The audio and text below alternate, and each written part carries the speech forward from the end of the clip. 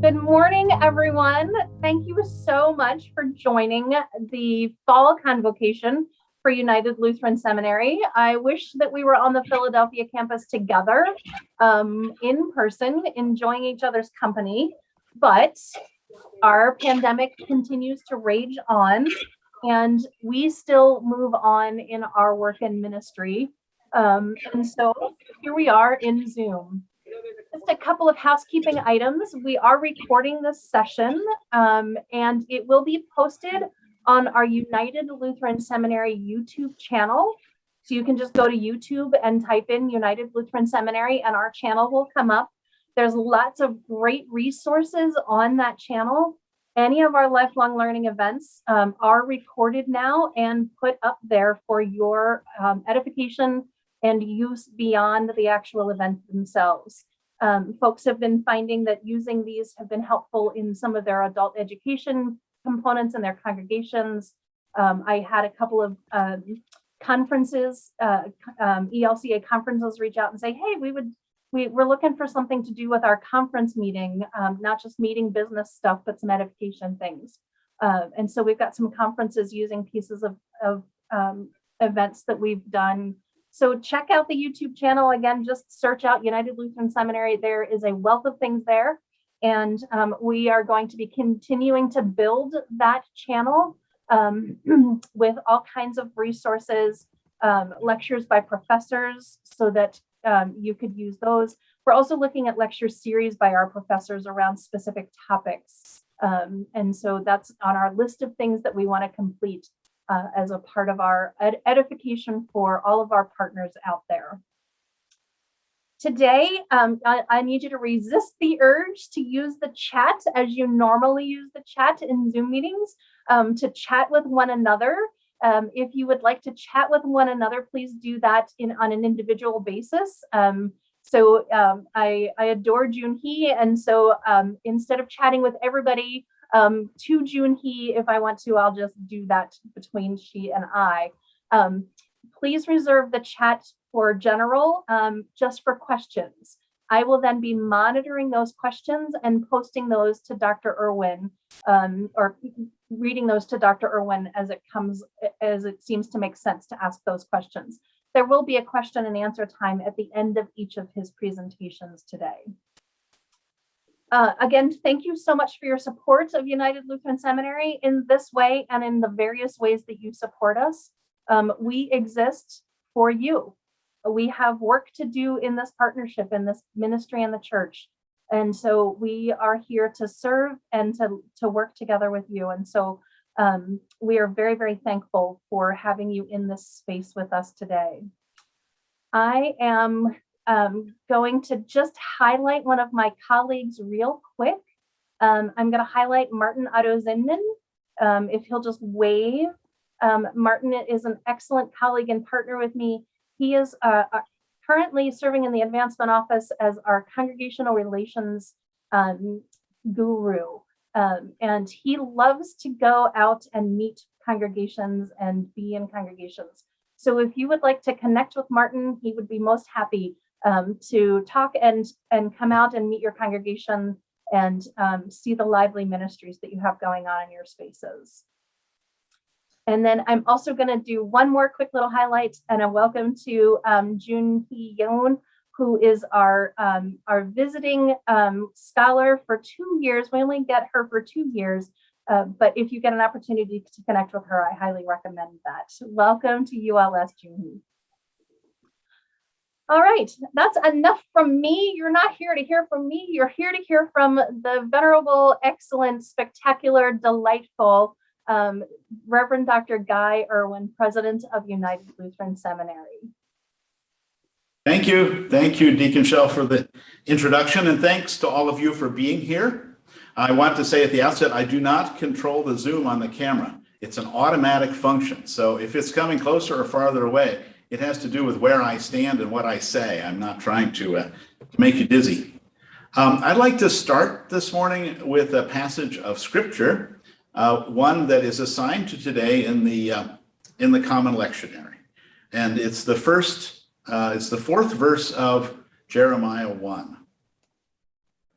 Now the word of the Lord came to me, saying, before I formed you in the womb, I knew you, and before you were born, I consecrated you.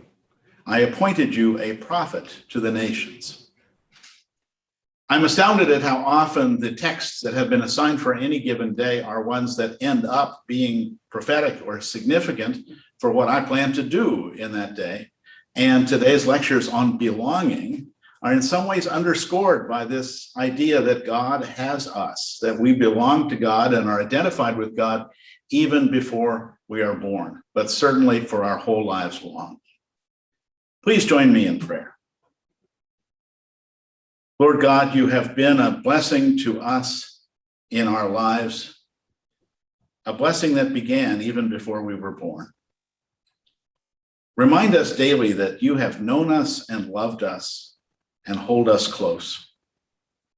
When we feel weak or fearful or incapable of serving you, help us remember that we belong to you and that you are leading us. We ask this in Jesus' name. Amen. So a little roadmap for what I propose to do today. I have two presentations of about 45 minutes each, and we'll have a little time for questions and answers at the end of each and a break between the two. So that's the general structure.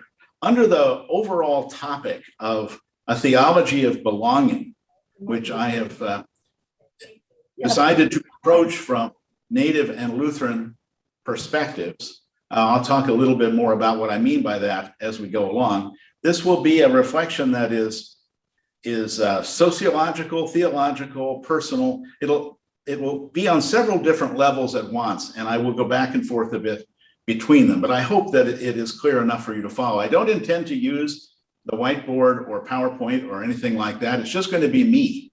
So this will be an exercise in listening. It's a big topic, the topic of belonging, and it's one that a lot of people have spent a lot of time investigating and considering, not just as theologians. Of course, it's actually a little harder to find in the theological literature than it is in sociological and other secular material. But a lot of related disciplines have focused on the question of what it means for humans to belong to something. It's a very basic human need, the sense of being part of something larger than oneself, being part of a network or an entity. We see this, most basically, of course, with our relationship to family, with parents and extended family. And then as we mature and grow, we extend our belonging to other categories of social existence and beyond that. And of course, in the church, we understand ourselves as belonging to God, and because of that, belonging to each other and to the whole body of Christ. I'm going to go into each of those things in some detail.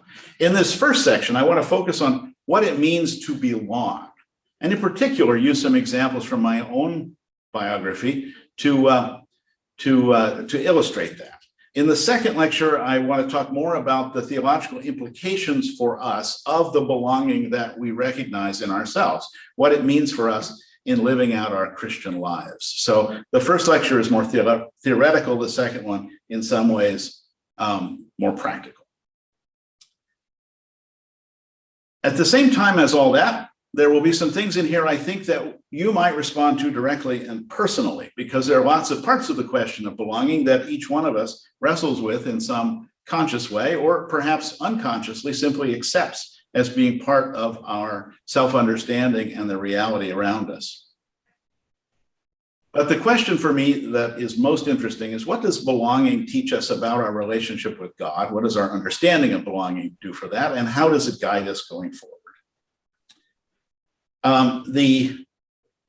The topic has always been interesting to me because, in part, I have become a part of the community of faith as a conscious decision. I didn't grow up in the Christian church. I wasn't brought up in a Christian household or baptized as an infant, as most Lutherans are, but came to both the faith and membership in the church as an adult.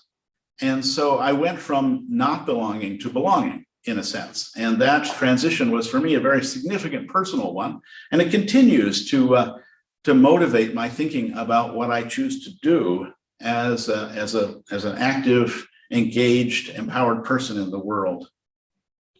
And that's why in the second lecture, I want to focus on the vocation of belonging, in a sense, on what it means for Christians to belong. I think it also might be obvious that there are some particular local and societal questions about belonging that I think we can think about with advantage here at United Lutheran Seminary and as American citizens today in a time of anxiety and polarization. We don't live that out on our campus in any direct way, but the anxieties and tensions that have come out of the last few years and now added to by the pandemic are ones that have laid bare some polarization in our society that is really very complicated. And so in this larger reflection on what it means to belong, I'm inviting you to think with me about what it means for you to belong to your congregation, within your family, and also, and I don't want to push this too hard, but I would like you to think about it, your relationship to ULS as an alumnus, as a friend, as a current student, as a faculty member or a staff member. What does belonging here mean to you? And how is that an aspect of your vocation? In an age of deep polarization like the one we're living in now, I think it's especially important for us to try to understand the motivations and the feelings and the loyalties and the sense of belonging that other people have. It's hard to do this, to put yourself in someone else's place, especially someone very different from yourself. And I'm interested in doing this together with you because I have always consciously done it for myself, maybe more self-consciously than most people, because I've had to think about who I am and how I connect to my identity in several different specific ways. Some of them you know about already, and I have reflected on in public before. Somehow, even as a youth, I knew that God was important because I knew that God was important to other people. If not in my family, God was around me in the environment of the community in which I lived, which was small town life in northeastern Oklahoma, where most people were churched and where the first question anybody asked a stranger was, where you go to church? The assumption that Christianity in particular, but religion in general, was a part of everybody's life was one that made me feel, as a young person, somewhat like an outsider. It didn't awaken in me a deep longing to be part of the Christianity I saw around me, but it did awaken a deep curiosity to know what it was those people cared about. And that was later stimulated further by my experience of Christianity through the study of history and through a wonderful time in my childhood when we were able to live in Europe, and I experienced the art and architecture of Western Europe, and especially the religious aspects of that, which were extremely meaningful to me and really awakened a lifelong curiosity about how Christians express their faith visually in the things they build, the art they make. And now, as I've gotten older, I've become more interested in church music too, but I also come from a non-musical family. So that was the last of the things to grab my interest. I've always been interested also in understanding what other people value and why. What it is that motivates them, why they think the way they do, and how these commitments combine to make people who they are, both as individuals, but also as members of the communities that they choose to join. Belief systems, symbols of meaning, rituals, ethnicities, all the different ways in which people reinforce a kind of identity and accentuate their own belonging, these are fascinating to me. And of course, we know from recent experience that in the United States, at the moment, we have some very radical differences in opinion and worldview, differences that frankly, to me, seem irreconcilable in lots of ways. And I've had to wrestle with that, as we all have. I've had to work hard to figure out how it is we've become so bitterly divided. And like perhaps some of you, part of this wondering comes out of the fact that there are members of my own family who have a difficult time now speaking to other members because of the deep divisions we've experienced. And that's where it occurred to me, and I'm a little ashamed to admit that this came as a surprise, that this polarization might be less about what people believe than who they believe they belong to, or how they believe they belong to each other. And where I was looking at it from a more rational perspective of people being able to be convinced from one opinion to another, this was really about being part of something that people didn't feel they could leave, even if they didn't agree with it 100%, but who were constantly reinforced in a point of view through their own belonging. And that's both useful, I think, but also a cautionary tale for those of us who don't want our belonging to turn into something that it is not, something that closes us off to other people. Understanding how we define ourselves and what we hang on to as necessary to our sense of self is really central to how we engage other people. And that's why it's difficult for people too deeply entrenched to do that kind of direct engagement. I think it's important, though, that we learn how to do it, or at least recognize the dimensions of the challenge. It's important for the communities that we care about. It's important for our society as moving forward in our history, we manage this difference. And it's important to even sub-communities like the community of the seminary or any other community in which we are engaged, which has difference within it and has to learn to manage difference, especially significant differences like ethnicity and race and religion. And especially then among those of us who define ourselves as Christians, I think we need to understand better the other ways of belonging in the framework of our understanding of our own belonging to God, and of course that of others. We all know that theology in itself and religious commitment in itself do not unite us.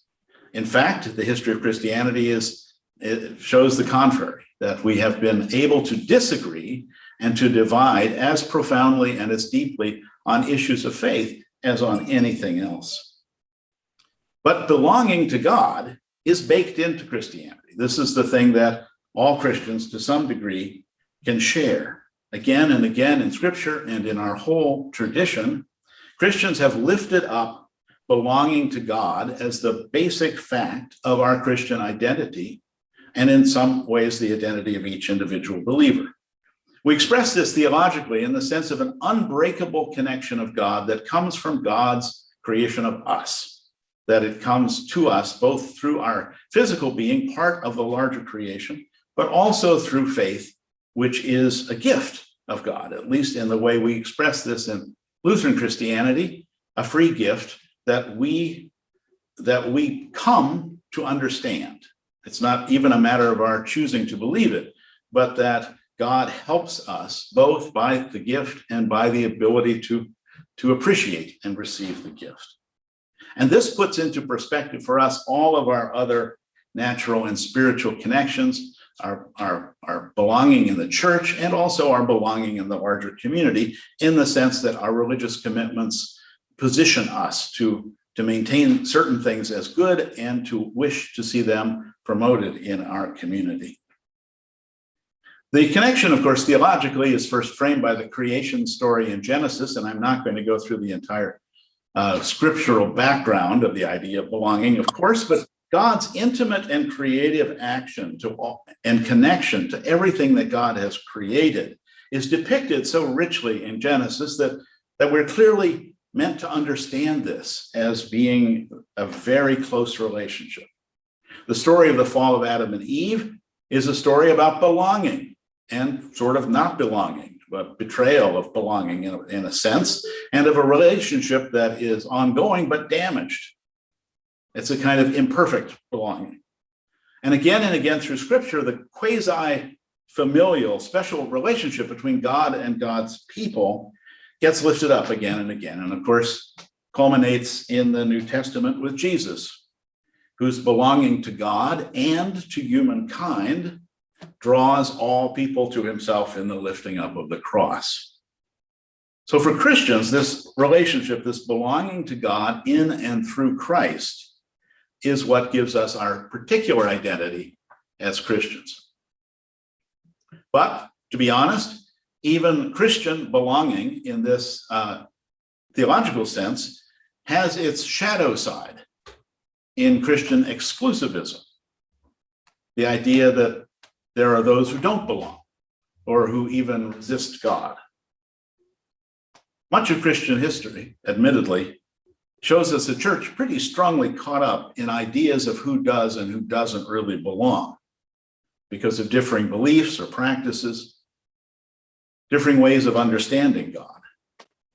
And for those who saw, and some who see yet today, the cosmos as ultimately a place of warfare between God and the forces of evil, not to belong to God is ultimately and inevitably to belong to the evil one and to be lost.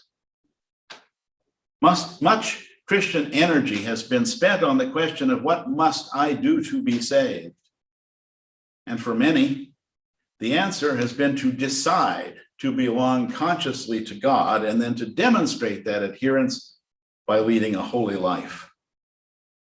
We Lutherans know Luther, of course, primarily as one who complicated that assumption by putting the belonging before the believing, certainly before the deciding, or apart from the deciding, and claiming that it is God, returning to the idea that it is God and not humans who make the first step toward reconciliation in a relationship that already exists between God and the individual. So let me step now into sort of the personal and a little bit about my story of understanding this.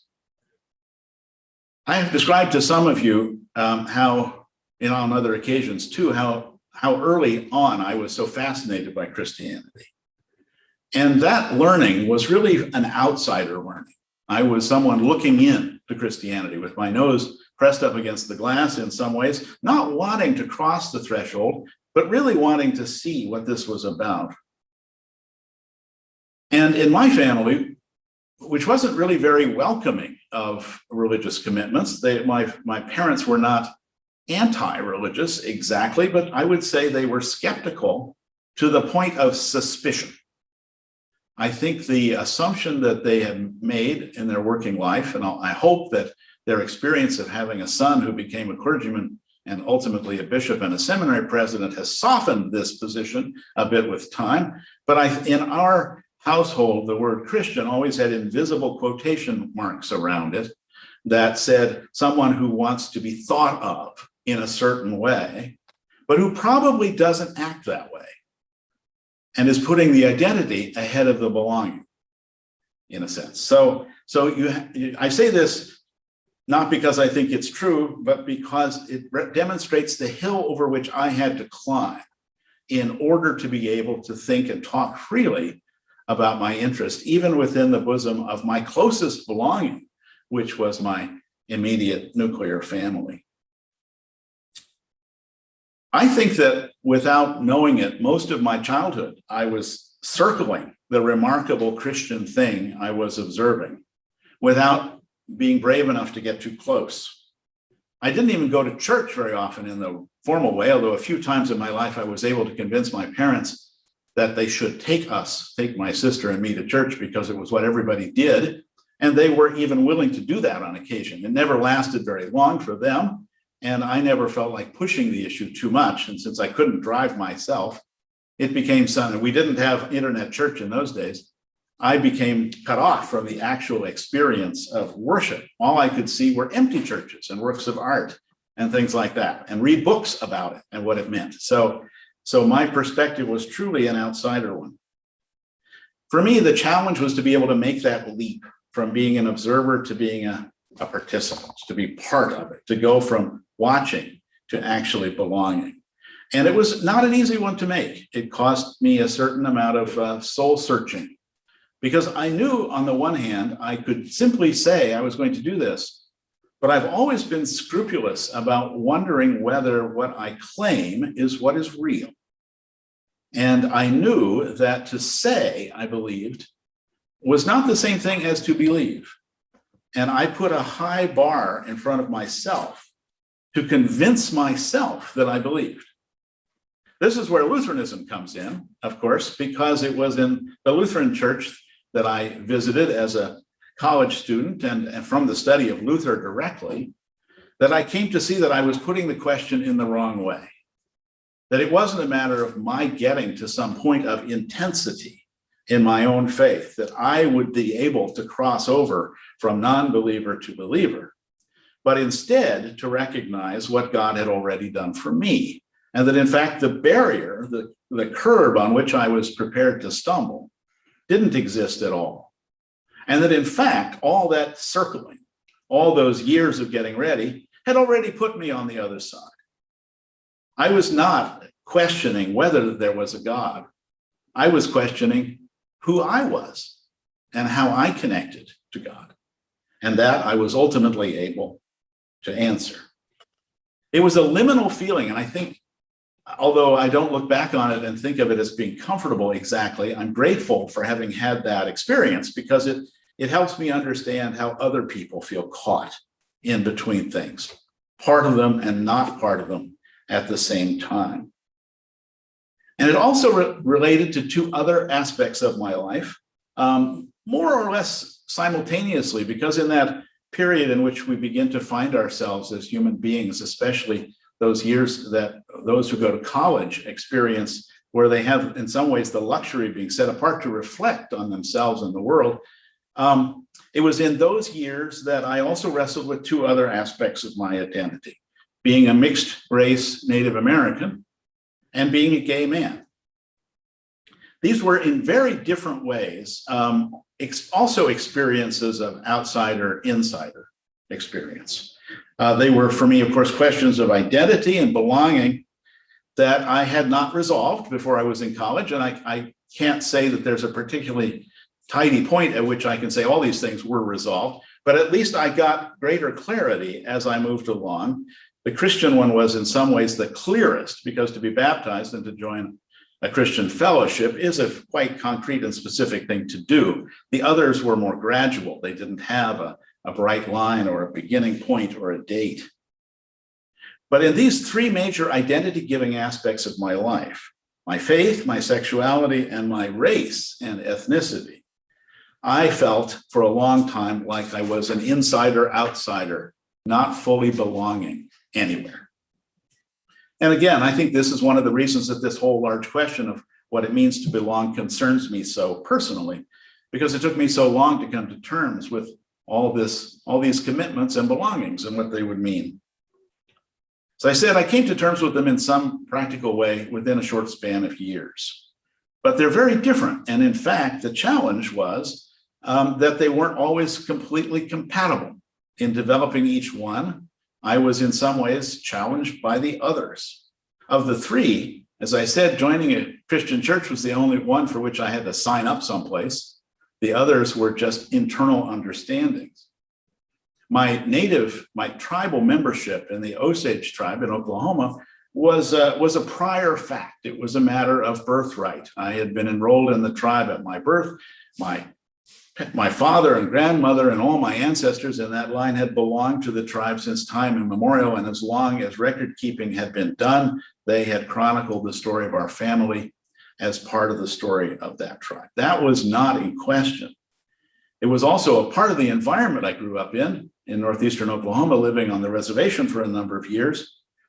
But as a kid who was more white than Osage and not looking as Indian as some of my counterparts, even some of my relatives, it was not necessary for me to identify as closely as it would have been if I had been obviously Indian to anyone who saw me.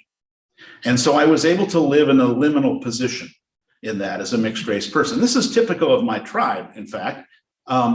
There are now only a couple of full-blood members of the tribe, and they are very, very old. Within the next 5 years, they will be gone, and all of us will be mixed blood. Some mixed with membership in other Indian tribes, but most partly, or even in the case of more than half of us, predominantly white. So this is something that is an issue for us. I'll talk about that on another occasion, of how this relationship and identity come together for natives, but it meant that I had to do some thinking about what it was going to mean to me. I was lucky in some ways that I grew up where I did because I had early childhood experiences of being part of the tribe. Its rituals and its annual observances were part of the ritual of my life too, although in a distant way. We weren't closely connected, but it went on around us and we were always aware of it and sometimes actually involved. I'm much more active in those things now as an adult than I was as a child, but I didn't realize as a child how much I was influenced by them until later in life. One of my relatives, who's a cousin and exactly the same, has the same birthright claim to Osage membership as I do, but who grew up in the West Coast and never had any real connection with it until after he was 50 years old, and decided to reconnect with his tribal identity and to go through some of the rituals that we habitually go through as children in order to cement our position, our place in the community. He was literally a wreck about doing this right and doing the right thing. He brought extremely white and very clear-cut expectations about what he would be asked to do and how he would do it. He wanted to be told, first you do this, and then you do that, and then you wait this long, and then you do this other thing. And he was constantly calling me and saying, I've called them several times. I've called these tribal elders. And what they tell me is I just need to relax and I will know when the time is right. And he said, what should I do? And I said, you should wait. You will know when the time is right. I would never have said that to him. I was surprised to hear those words coming out of my mouth because I knew they were true, but I'd never thought them out consciously. I just knew that the time I'd spent in that community told me that, something he had not learned. And I'm not claiming superior information, just that was natural and expected. Their response was natural from my perspective and completely unnatural from his, who wanted to get it down and to do it right. I give him credit for really being concerned to do it right. He wanted to honor his ancestors and his connection to the tribe. This was of supreme importance to him, but he was understanding it in a very linear and very white way, when in fact, what people wanted was for him simply to be with them, and that this will all reveal itself in time. It's kind of a funny story. He and I have kept in touch about that. He has calmed down a lot and now understands. And I've been grateful to realize that I knew a lot of things I didn't know I knew. And that simply by being around so long, I had taken some of that in myself. Let me turn then for a minute from this racial and tribal identity to sexuality.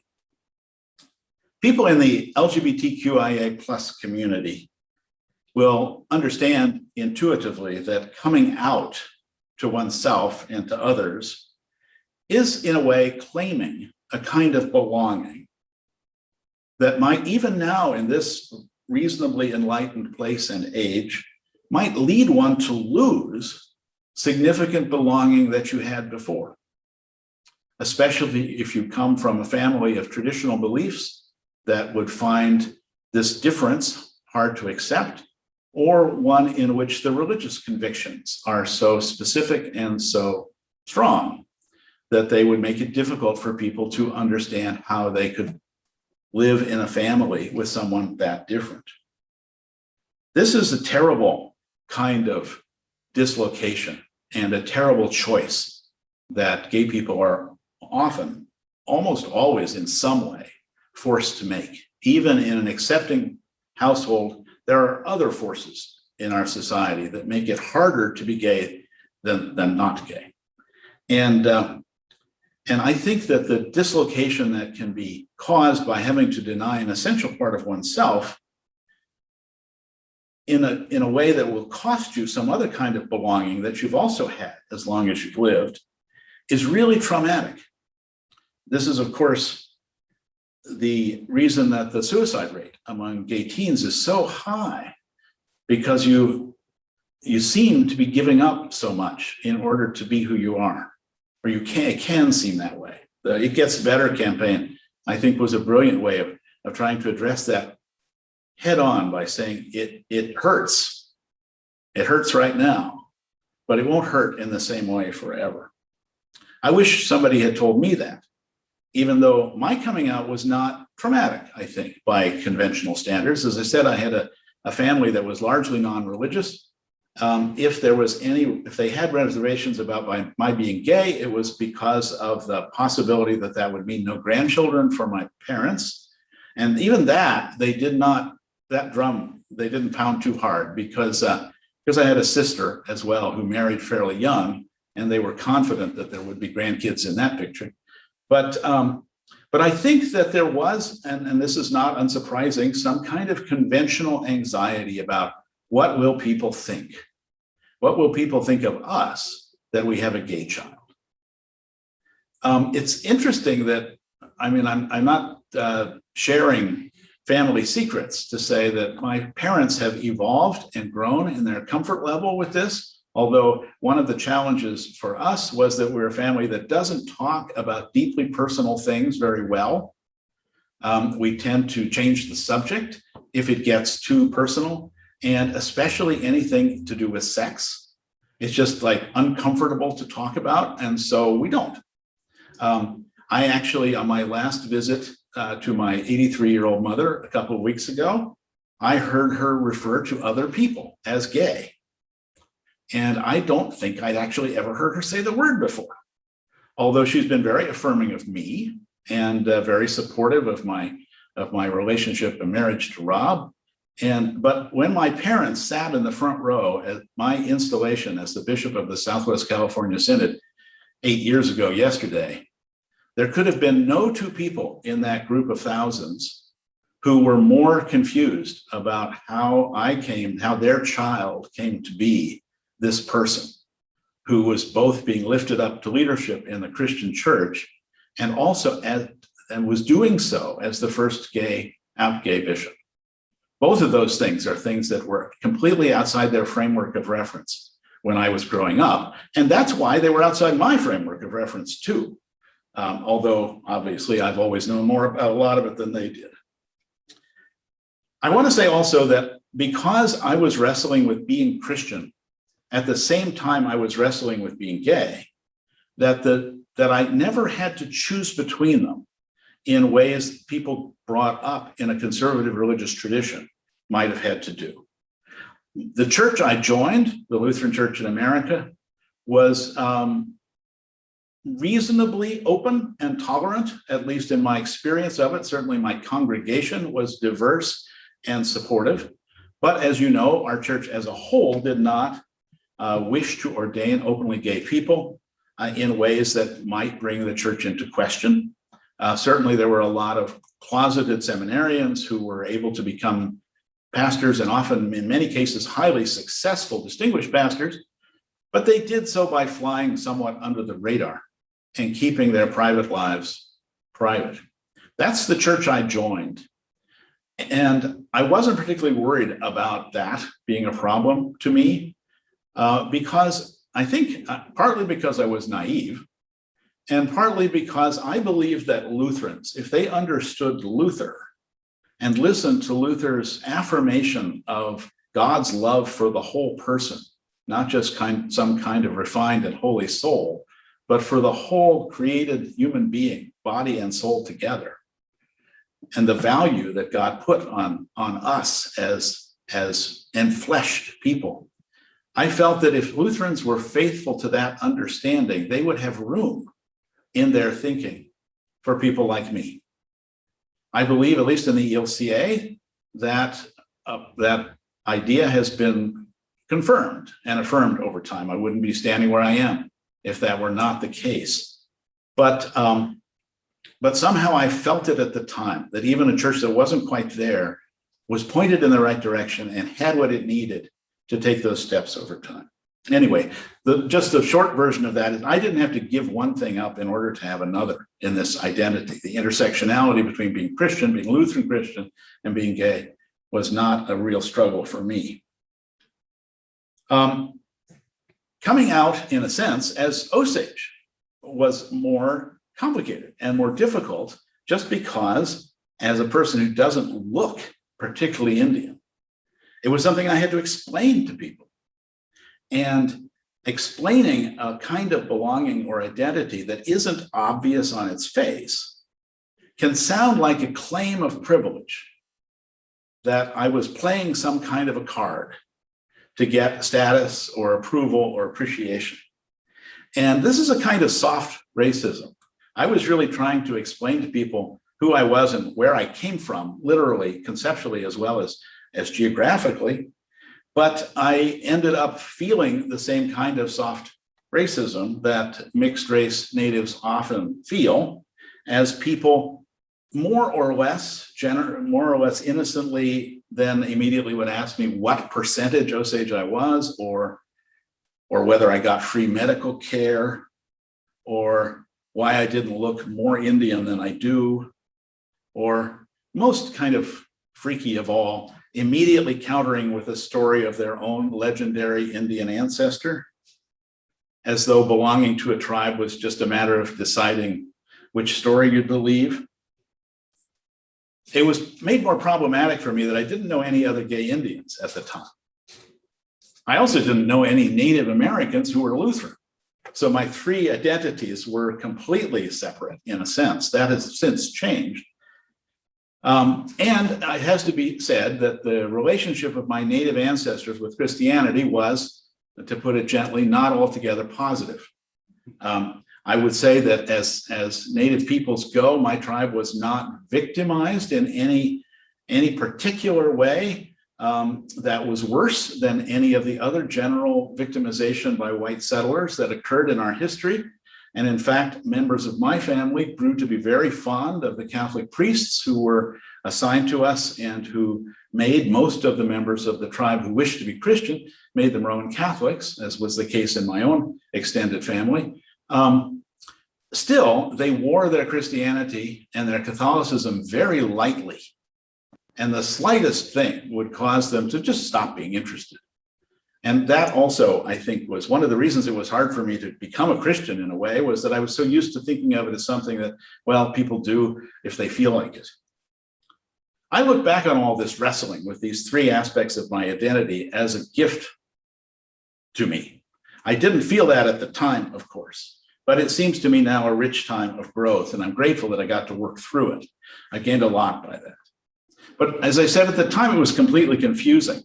And the mental and spiritual doors I had to walk through to become who I am took me to all kinds of unexpected places. They said becoming a Christian was the most voluntary. The others were ways of accepting and living with things I couldn't change, having been born a part of the Osage tribe and being a gay man.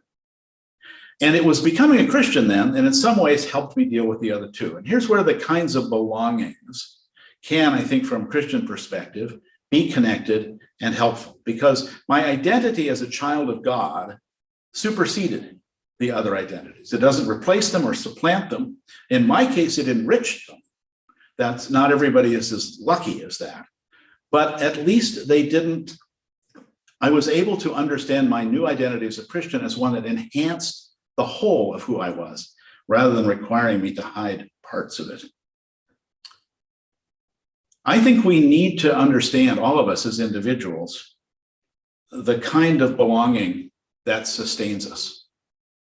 What it is, who it is we are, and who we belong to, and how we're held together through that with others. My relationship with other Christians is different than my relationship with other gay people and with other natives, although those are significant too. We don't all belong in the same ways. We don't all belong in the same settings in the same ways. And belonging is a lot more than just inclusion. It's in that difference from being included to feeling that you belong, that institutions like the church wrestle with the greatest level of difference. There are, even if I only use the two categories that impact my story, two of the categories that impact my story, race and sexuality, that's a microcosm of some of the things we experience even in the seminary, but also in the larger church, how to deal with this difference. There are, of course, other kinds of difference and belonging that I haven't addressed and won't have time to address today. Besides race and sexual orientation, gender, class, wealth, educational level, culture, language, all the things that segment us in various ways into groups. And I think it's important to focus on race in particular because it's the one that in our North American context lies so deeply at the root of our national disunity, both of those who feel that a time is overdue in which greater justice will come, and those who fear the implications of that greater justice for their security.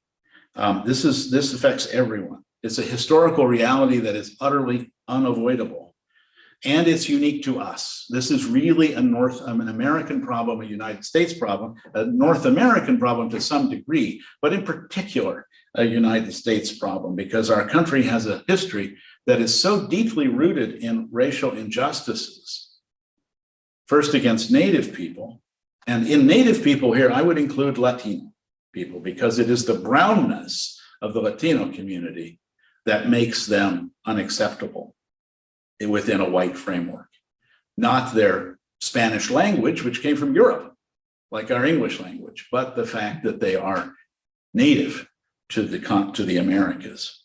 And of course, most conspicuously of all, African Americans, who represent in their flesh a legacy of the enslavement of people for the benefit of white people. This touches everything in our culture, including, in very significant ways, our Christianity. American Christianity is different.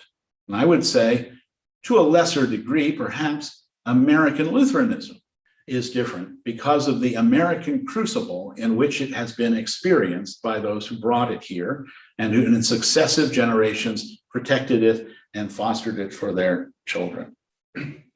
So I wanted to return for a minute before I open this for more conversation to the theological questions. What does it mean for us, as different as we are from each other, to belong to God? Does this sense draw us together? Or, as in an earlier age, are we more concerned to defend the kind of Christians we are over and against other kinds of Christians? And then what is it to belong to a people? We all have points of identity that might be ethnic, some racial.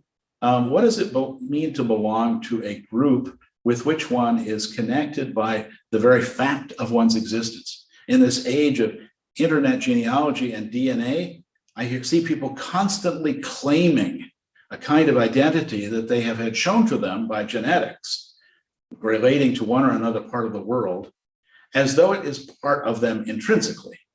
And it can be, but just to know that one is 28% Nordic, if that is news to you, is not something that is going to probably to change your life, unless you choose to then learn Norwegian and do Rosemaling and all those things, which I know some people do. I have a relative who wears a kilt all the time, even though genetically I believe we're not actually related to those people in Scotland that he thinks we are.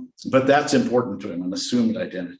What does it also mean for us to belong to a place? What does it mean to be here? This is an especially urgent issue for natives because we often feel terribly dislocated from where we belong. My tribe is lucky that even in its reduced state today, it is still on the lands where it used to roam. So the land is familiar to us. We were not removed from hundreds of miles away through great turmoil and put in a land that is foreign to us. We have always been there, although we used to have an area that included most of 4 states. Now we're 1 county in northeastern Oklahoma. But unlike the Delaware, the Lenni Lenape here in eastern Pennsylvania, who were moved at great cost to them, great emotional and physical cost, the death and illness of many, moved to an enclave in Oklahoma, right near the Osage, that is literally tiny and which is totally foreign to their way of life. Plains grassland, unlike the woodlands of Pennsylvania and Appalachia.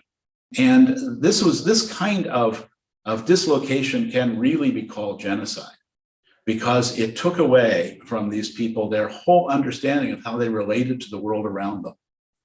We have a very holistic understanding in the Native community of how we relate to nature and to the world around us and think of ourselves as being part of it.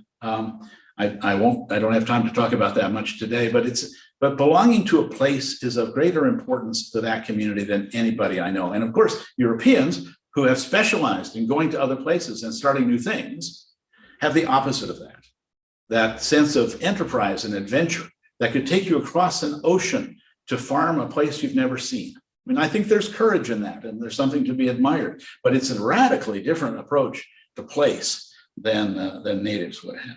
What does it mean for us now in this mixed setting to be Americans in this place? All these things help define who we are as groups and individuals. Certainly the shared experience of oppression is formative for those who have been discriminated against.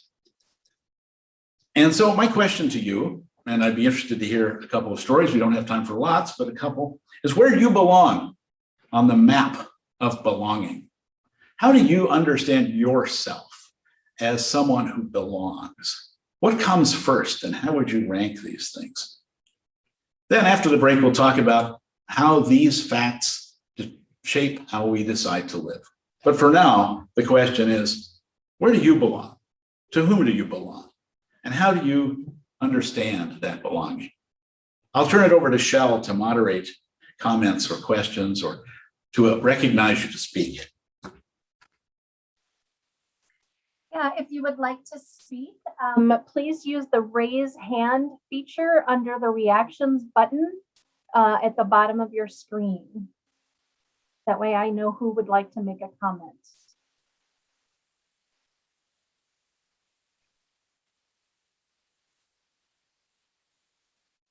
Dr. Erwin, I think about the question, where do I belong, whom do I belong, makes me think of all the different ways that people claim me, or that I am claimed in a variety of spaces. I'm claimed by my 4 teenagers as mom. I'm claimed as wife. I'm claimed as daughter. I'm claimed as a deacon.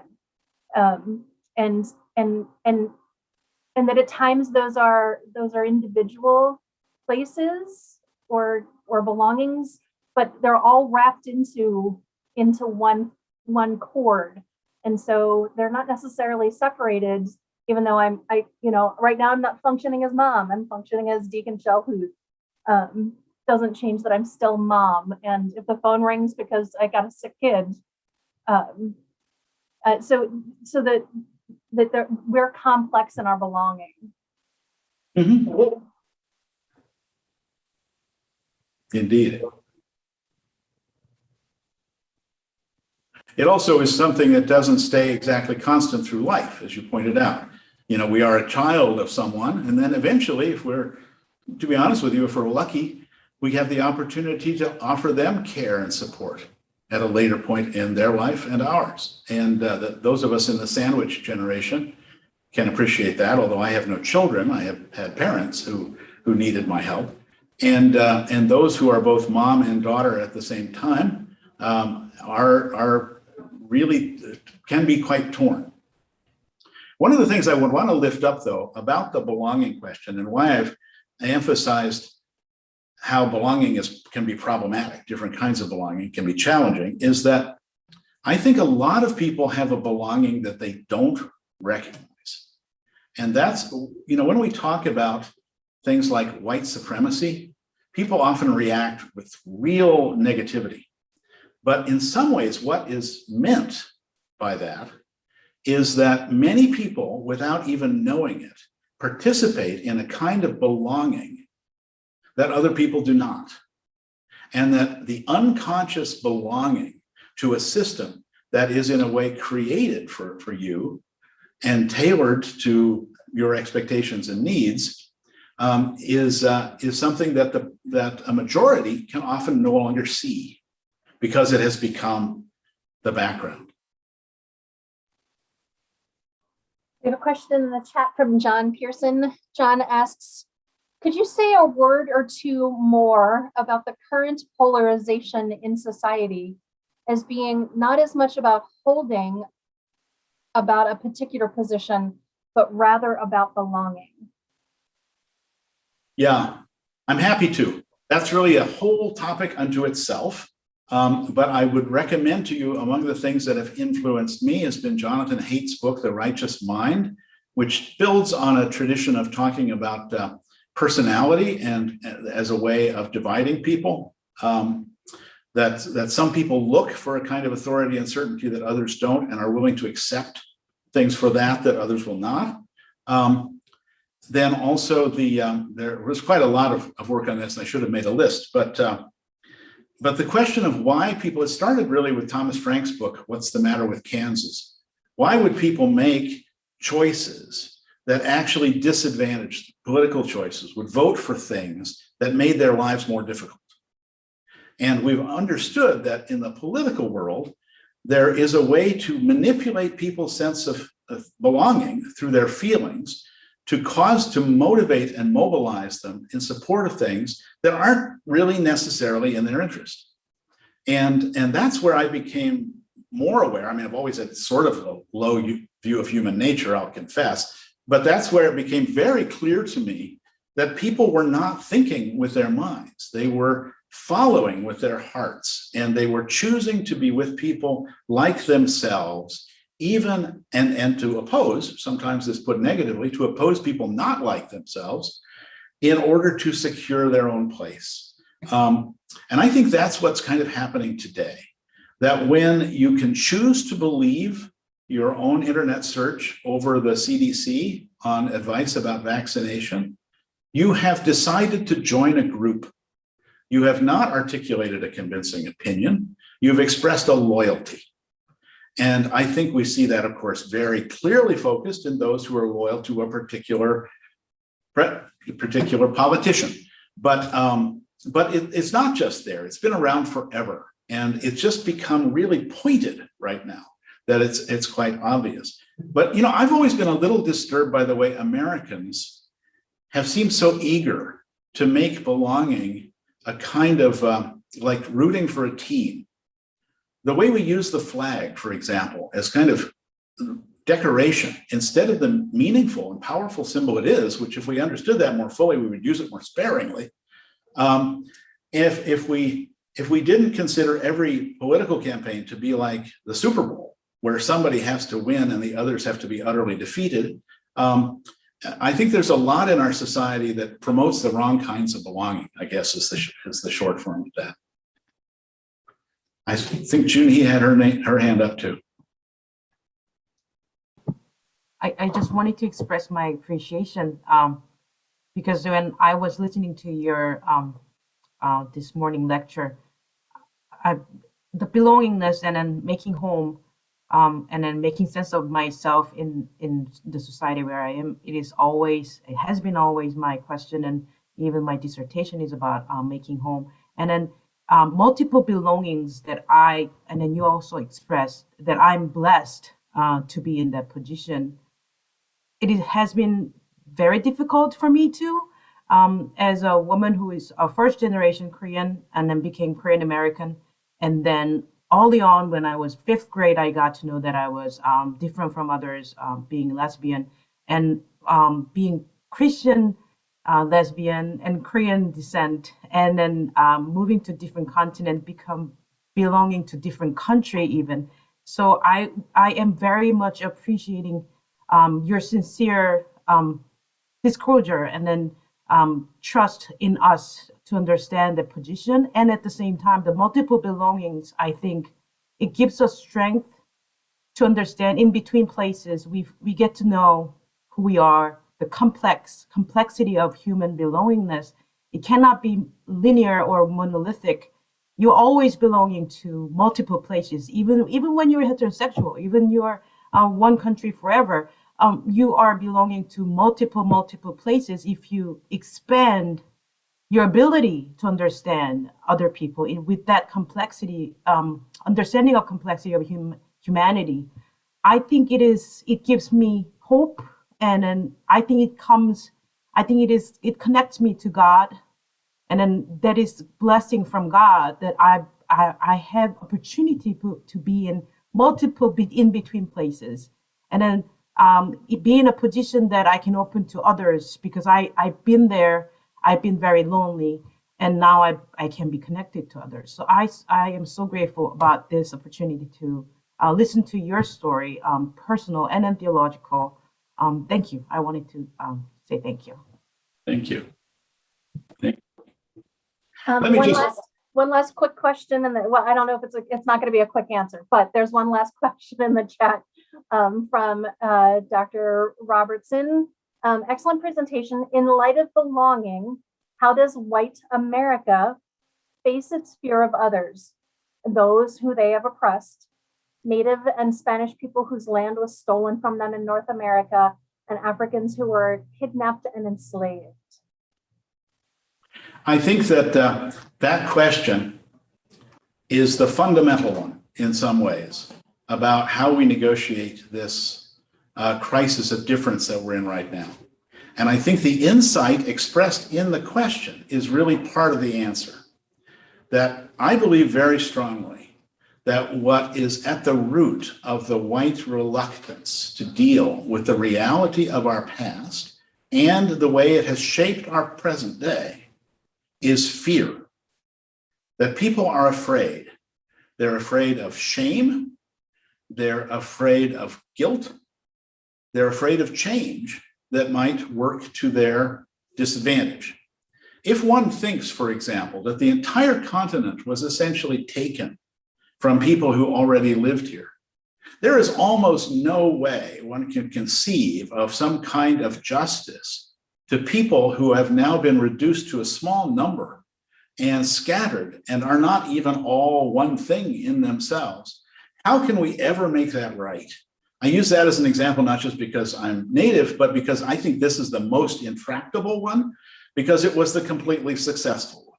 The land is almost completely gone out of Native hands, and the communities have been almost obliterated. So this time, in that, the white people won, and there's no turning it back. How do we come to terms with something that we can't repair?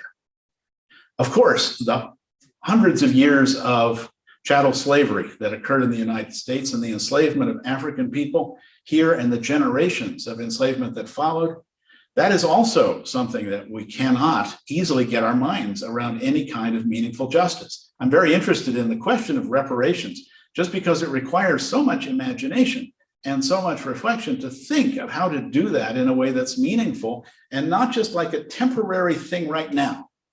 Because it's true right now, as it was true yesterday, and it will still be true tomorrow, that all these things have happened. And how do we guarantee for generations rising now that we're not just carrying on a cycle of guilt and recrimination, as we've done for the previous generations up to now?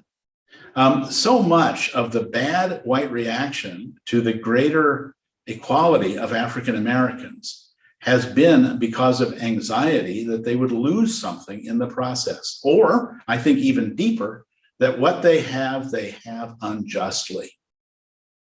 I don't think there are very many people who are afraid of losing their land back to the Indians, but there are quite a lot of people who are worried about having to live in accountability for slavery. And I think it's that fear of accountability. Nobody really knows what that will be or what would be meaningful. And in some ways, it might be a slightly useful thing that the white imagination is not capable of seeing the dimensions of this because the guilt is so deep. Now, that's a way of saying that I hope that people understand that their motivations go as deep as that guilt. And I participate in that too, as someone who is in large part white. But the first thing I think we have to do is be honest about it and to remove the myths that suggest that, oh, it wasn't that bad, or we're just one of many countries. In fact, we are unique. We are the only country that has done this, the only country in the world, and the only one that has become a great power and claims to be a leader around the globe. Hearing the president at the UN yesterday was wonderful and shocking at the same time, that we should pretend to this authority when we are essentially a large and more successful version of South Africa, but we managed to get rid of the natives, is really shocking in some ways. And if you think about it, it's just hair-raising in its implications. And I don't think white people want to be scared to that degree. But that's the world, as Dr. Q knows, that we wake up in every morning, those of us who have an awareness of the injustice. Thank you for that really provocative and useful question. Yes, thank you very much. Well, we've reached the time for us to take a break.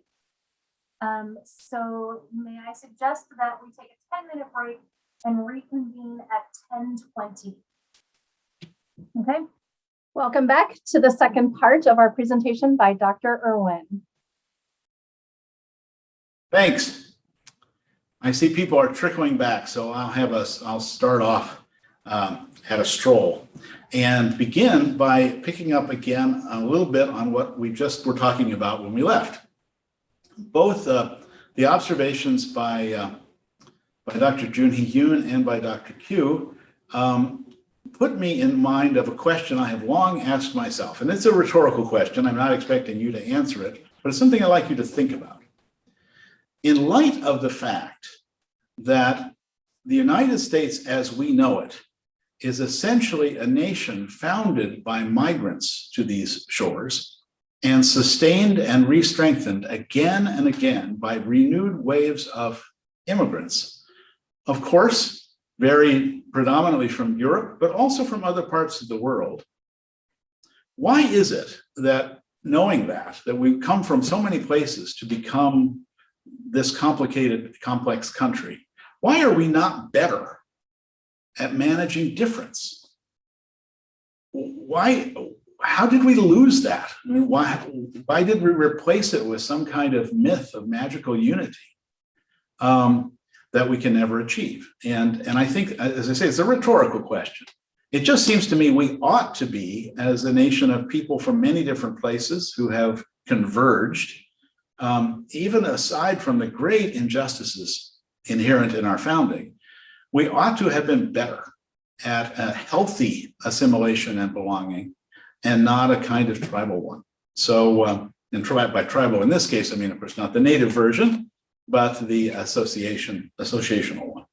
Anyway, so that's kind of, that actually is not an unhelpful frame for the second part of this conversation as well, because I want to talk in this half about what being a part of things, what belonging, what responsibilities and what benefits belonging brings, but especially what responsibilities it brings along.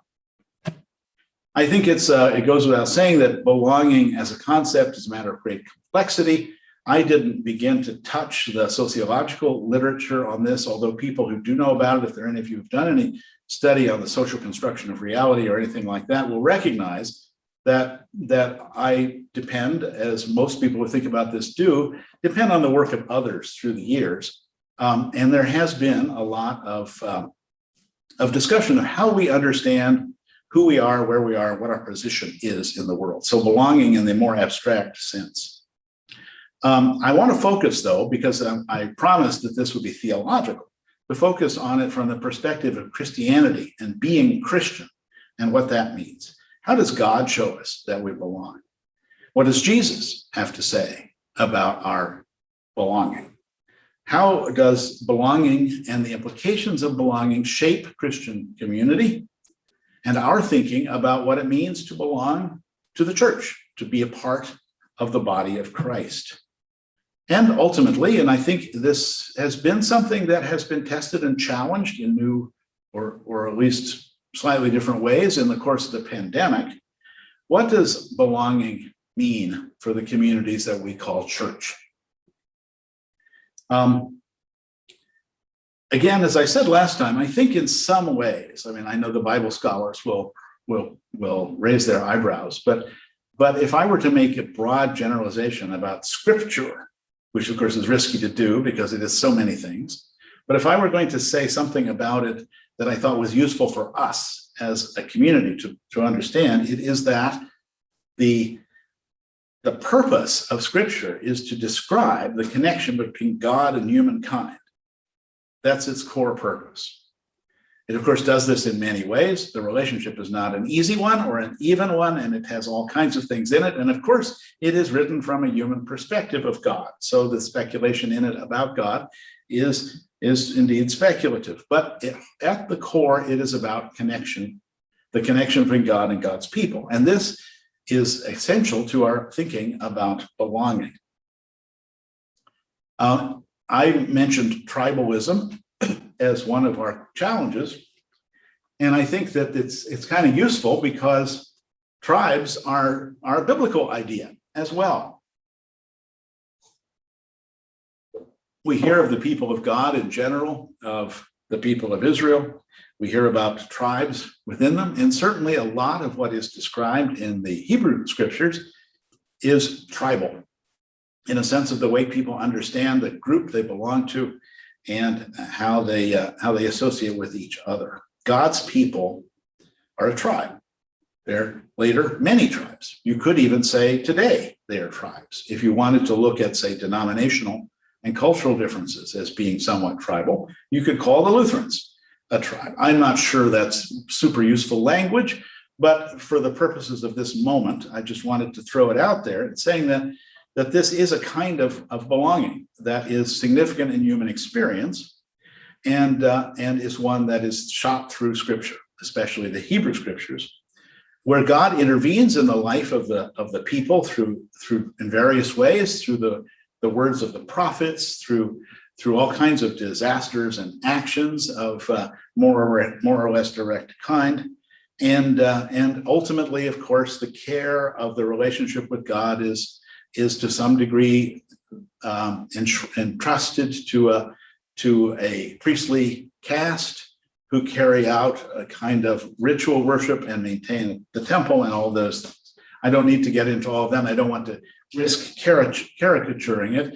From the standpoint of the question of belonging, it becomes one about belonging or not belonging, belonging to the tribe, belonging to the faith, being part of what God has intended for the world.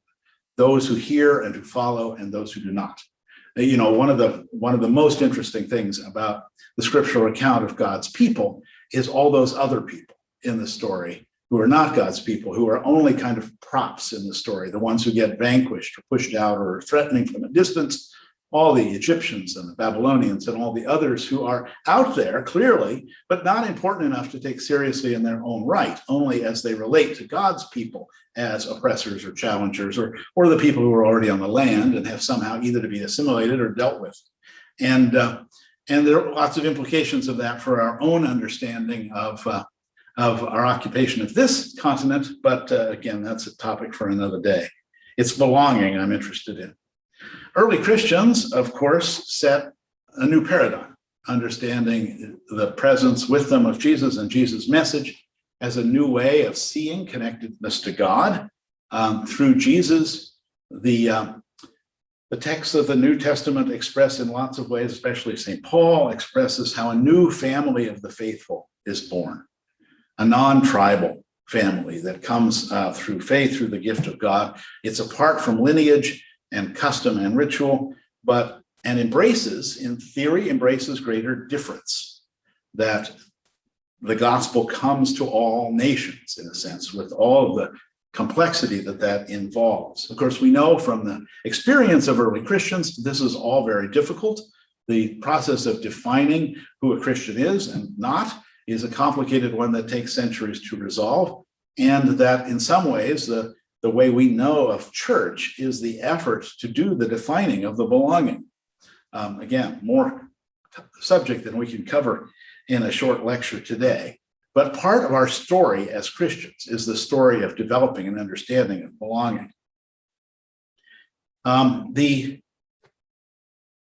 question I think that we can usefully ask is how this understanding of the church, of the community of the faithful, the body of Christ, being a belonging that can embrace greater difference in other ways, that can coexist with other belongings and absorb them, maybe not, I would hope not make them go away, but to enhance them and to connect them in new ways. This is something I think we're still working on, in a sense, as Christians, even today.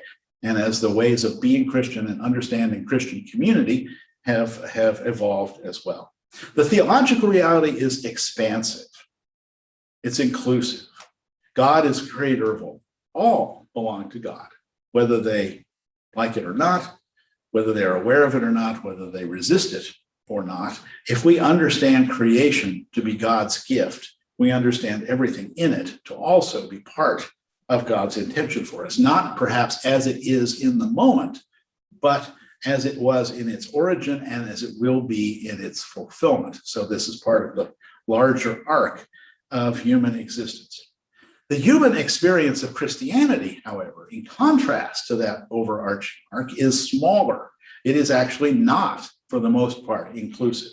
Christians have tended to identify themselves with a particular group defined by a confession of faith, a set of beliefs, a set of practices that they cherish, even a set of moral guidelines. All these things play into the way Christians have defined themselves. And as a consequence, of course, in the post-Reformation era, we have, and in the expansion of Christianity through the globe, we have many kinds. We have so many kinds of Christianity that we need to speak of them as Christianities, because in some cases, their connection to one another is not all that strong.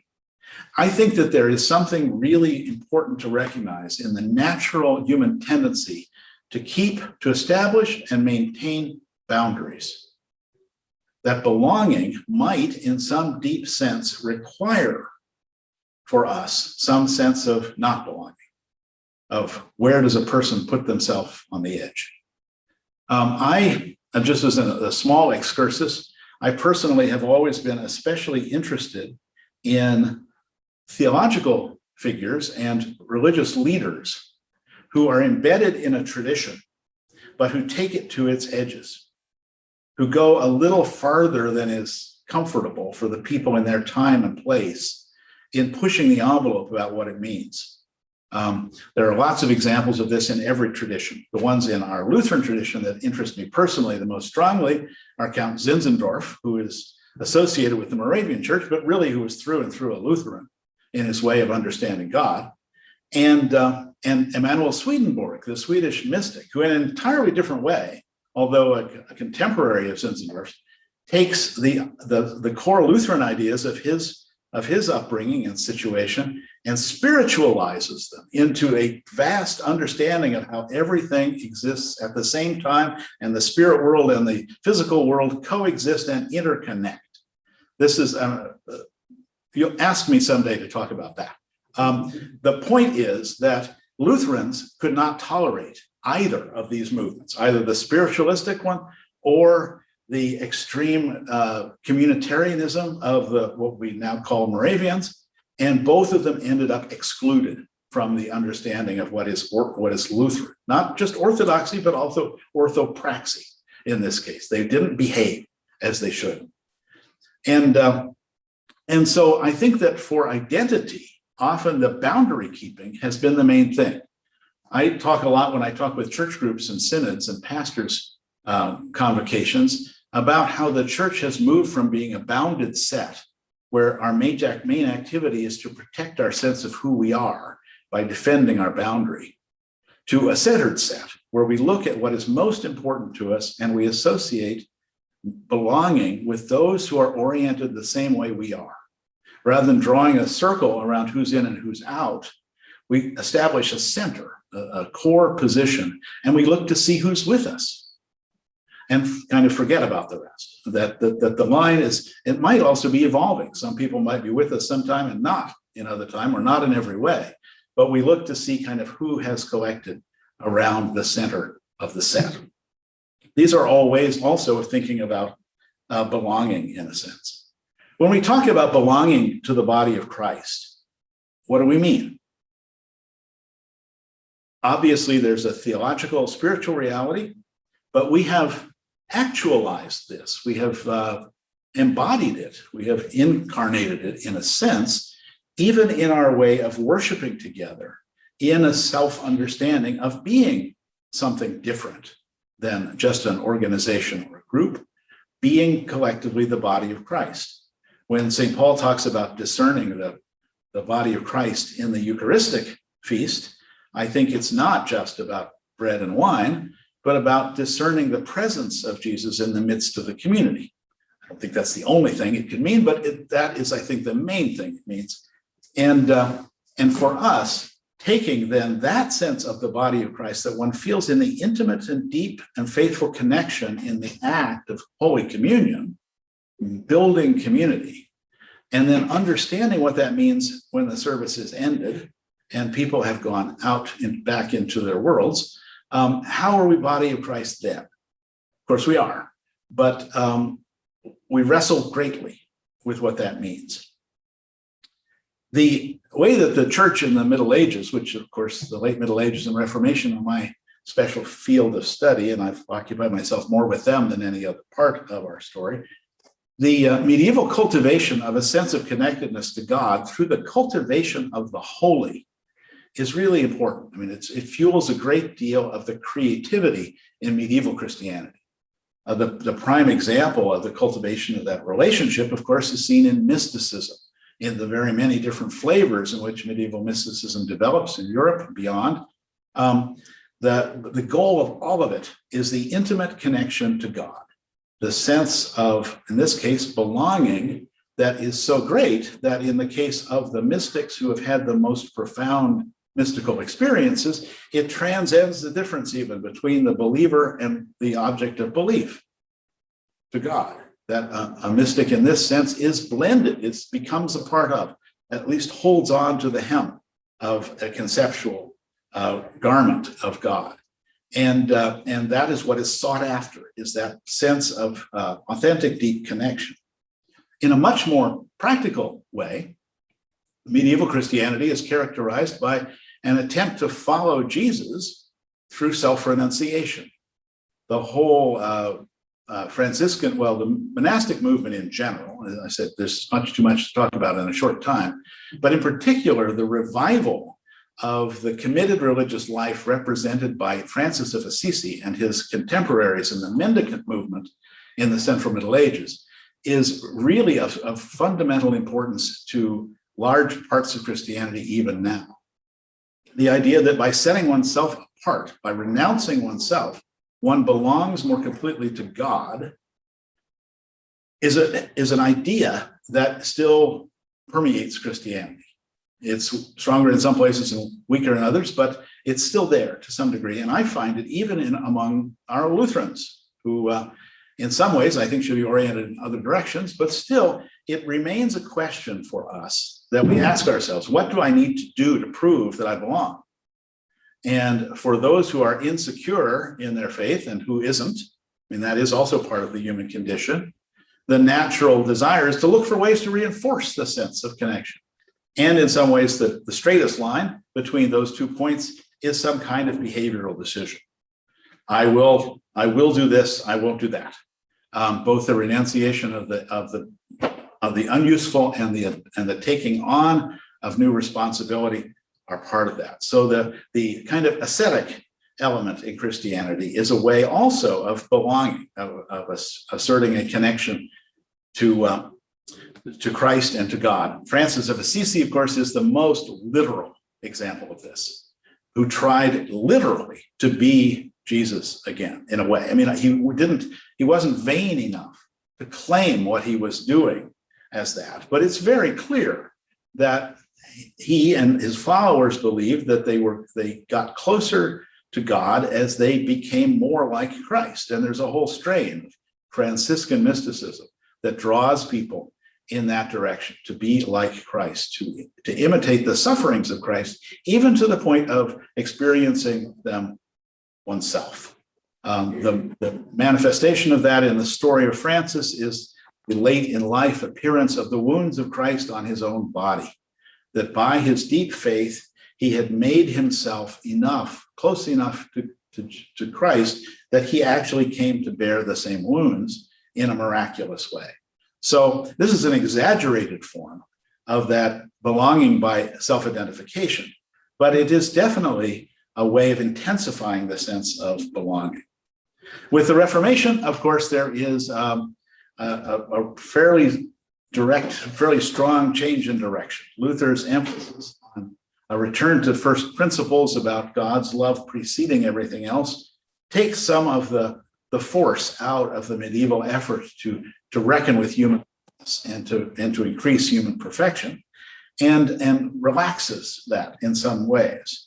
A God to whom we belong before we can understand anything about what it means to belong to God is a God we don't have to persuade, a God we don't have to convince, a God whose love for us will change us, but where we need to be, in a sense, understanding of the change we're called to more than the motives of the God who's called us, in a sense. So rather than trying to put ourselves in God's head, we put ourselves in God's hands, and we move forward with what God has pointed us toward to do, which in Luther's clear understanding is the care of our neighbor.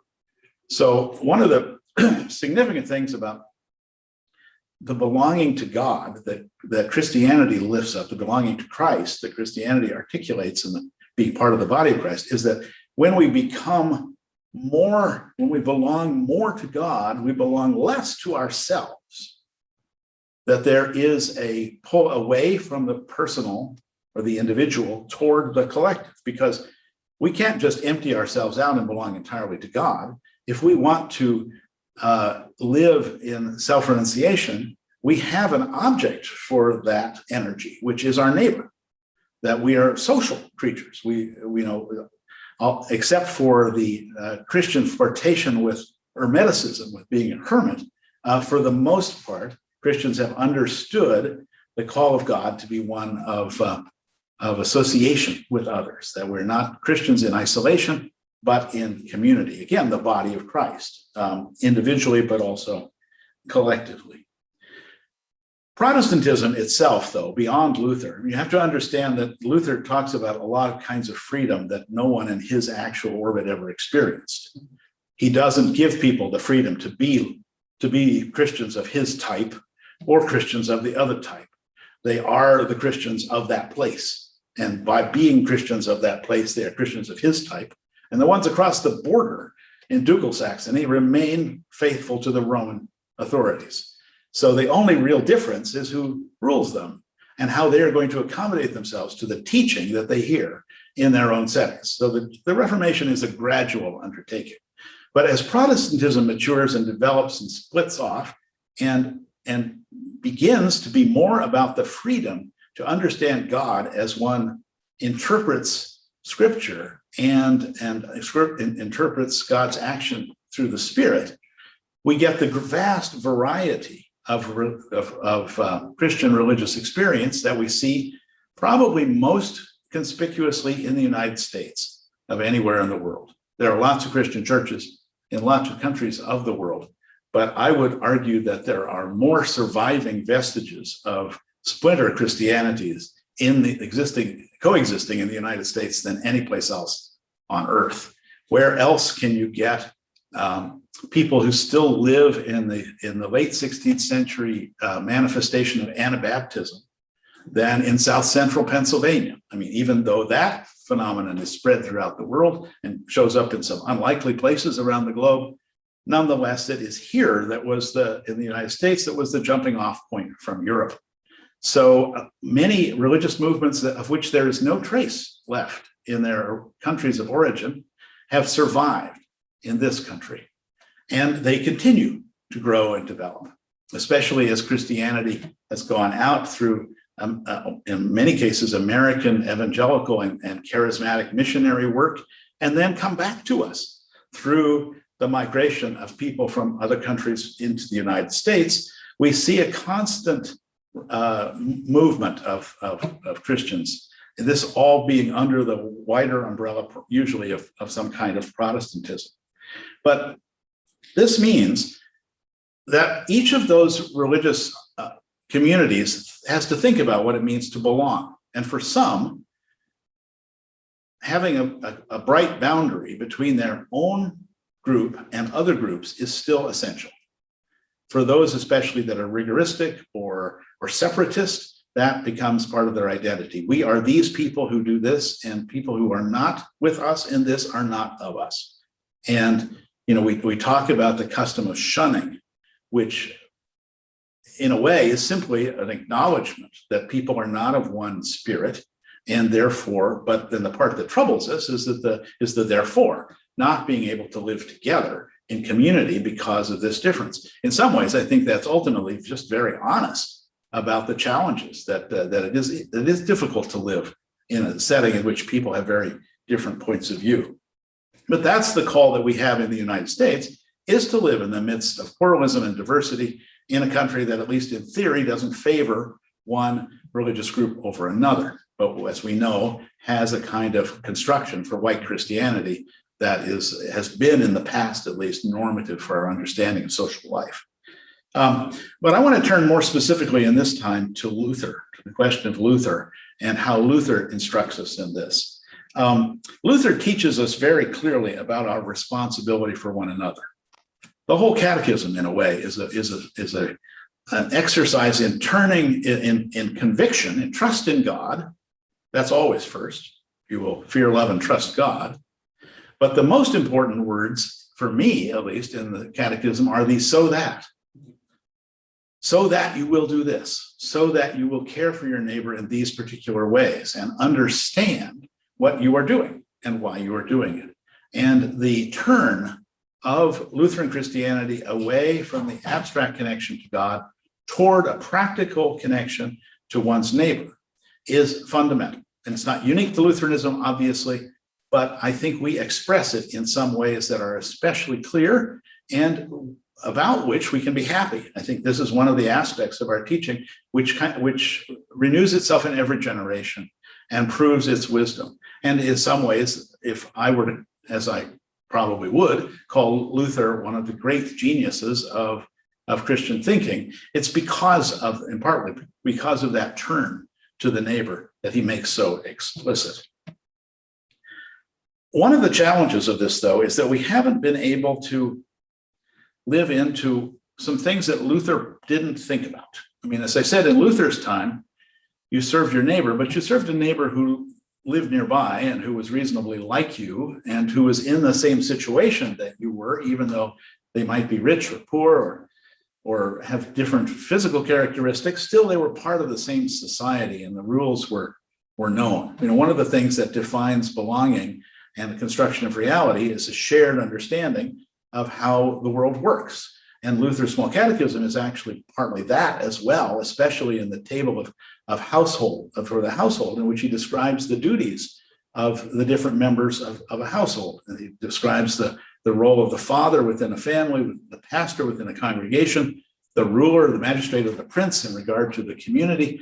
All of these are ways of expressing a kind of shared understanding of how things work that in the social construction of reality, you see as one of the basic ways in which communities develop a sense of themselves. We don't live in Luther's world anymore, any more than we live in Jesus' world. And we have to figure out what it means for us to be pointed to the neighbor, as I think it's clear Jesus points us, but to do so without the assumptions that undergird Luther's way of looking at it. This is a challenge for us, I think, because European Christianity was very much associated with structures of order and power in society.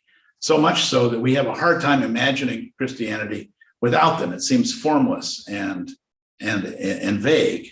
But in fact, we don't live in that world any longer. There are slightly different emphases within Roman Catholicism in this regard. It also has issues of power and certainty, but they're not expressed in the same way as in Protestantism. And there's a greater variety within Protestant communities. But still, the point of this I'm trying to make is connecting this to the previous lecture, is that it, in a way, is the underlying assumption that Christians, by being faithful to God, are favored and right and belong in a way that others who are not Christian, not aware of the same things that Christians are not favored by God, are not as special in a sense. That is behind the lazy assumptions that allowed things to develop, ideas to develop, like the doctrine of discovery, where there was an idea that a land that was not inhabited by Christians was effectively not inhabited because people who were not Christian or had no understanding of the world as Europeans did weren't fully human in a way.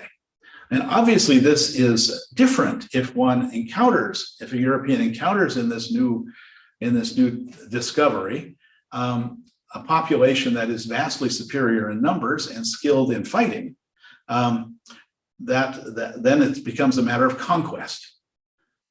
If it is a people who are not accustomed to that and who yield and allow the settlement to occur in their midst, that's seen as a sign of weakness and it undergirds the validity of the European claim to authority.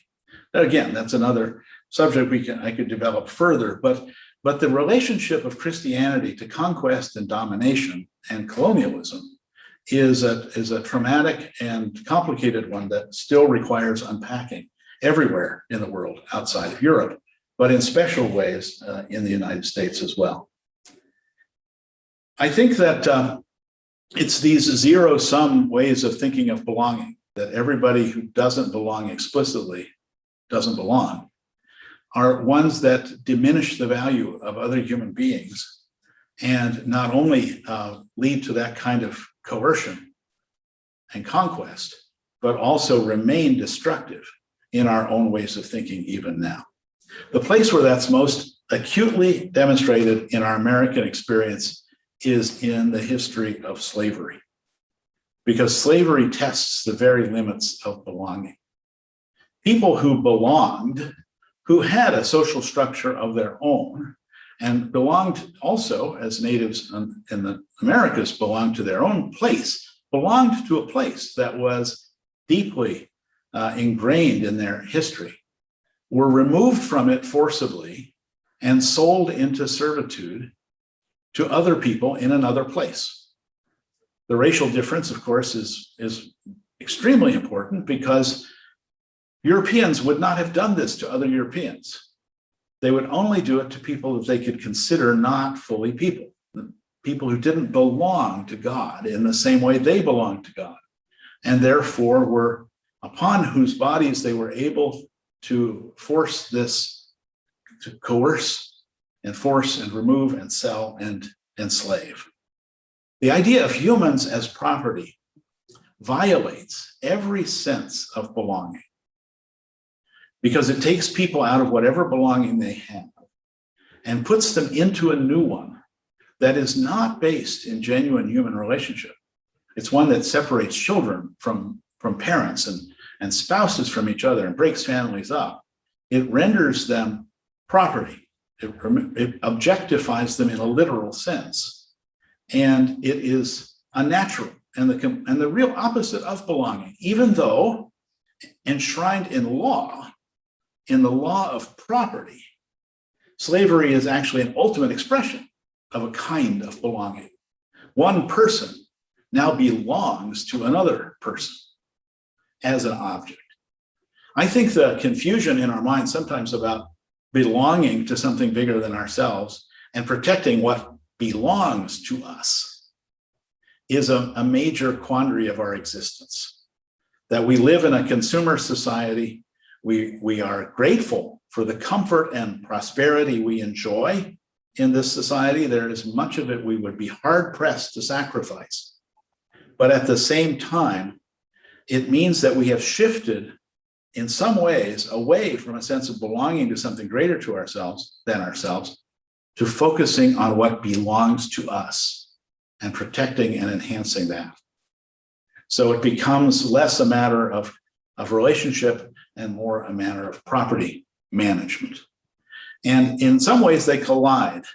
I think Christianity is the place where they should be colliding in our culture. Christians are the ones who should be raising these concerns and asking these questions, even if there's no satisfactory answer, as I think there isn't. I mean, one of the reasons we're so afraid of questions is that there are often no answers, and questions with no answers unsettle us because they show us our limits.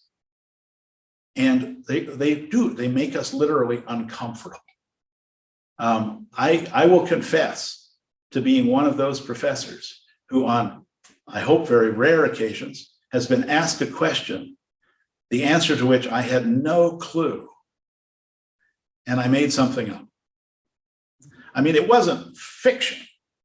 I dug deep into my knowledge of how things work and how we think about things working and that, and constructed something that looked like it, a little bit like an answer, enough to satisfy the questioner for the moment. But even in doing it, realized that there was no answer to this, and it would have been better to have said, sorry, we can't go there. But again, the question, the thing I'm trying to lift up is that in a way, I think slavery is the ultimate indictment of our failure to understand belonging. And maybe, just maybe, one of the strategies we can use to think about how we live with the legacy of that terrible injustice in this country today is to start by understanding belonging again in new, maybe slightly more creative ways. There's no question in my mind that a people who were forcibly brought to these shores and forced into slavery for hundreds of years are as much, and belong absolutely as much to this land as anyone on it. I mean, obviously from my native perspective, there's a kind of overall dismissal of all the people who came for whatever reason, but we have to acknowledge that we're all here. We've all been here all this time. We all have the same claim. We all have the same right. It should be Christianity that is the point at which we can agree on this, because we understand as Christians that our belonging to God means we don't just belong to ourselves, and that we belong to each other, and that we have these commitments across our faith. But as you know, even Christianity in America has been infected by the divisions of race, so that we can't easily believe together even. I mean, in a theoretical way, perhaps we do, but because our believing has come to be expressed in different ways of living religiously, we don't have the same degree of comfort across racial lines in Christianity that one would think we should, based in our common faith in God and our common commitment to being part of Christ's flock. I guess the thing I really wanted to make sure that I said to you today was my strong belief that the nation, and here I think the church could actually be probably the best and most likely leader in this regard. The nation needs to wrestle with what it means to belong as an American. And it needs to see that our diversity is not a diminishing of identity, but an enriching of it. It's hard to do because one of the things that reinforces belonging is similarity, and difference is hard. But if there's any country in the world where this idea ought to be possible of being lifted up and practiced, it is indeed here. This is where I think that what we do at the seminary, what we do in the churches, is actually connected pretty intimately to this effort to redefine belonging and to manage our understanding of difference. Because, as I said, we are an invented nation. We're not a homogeneous people. We're a construct. The United States was created out of colonies and conquered territory. Its economy was fueled by slavery. It is a complicated place. It is not just one thing. And it has been forged and reforged and redefined in conflict, even on this continent. One of the things that, it's maybe a bit of a tangent, but one of the things that really, in some ways, both mystifies and delights me is the fact that both of the historic campuses of ULS are located on battlefields.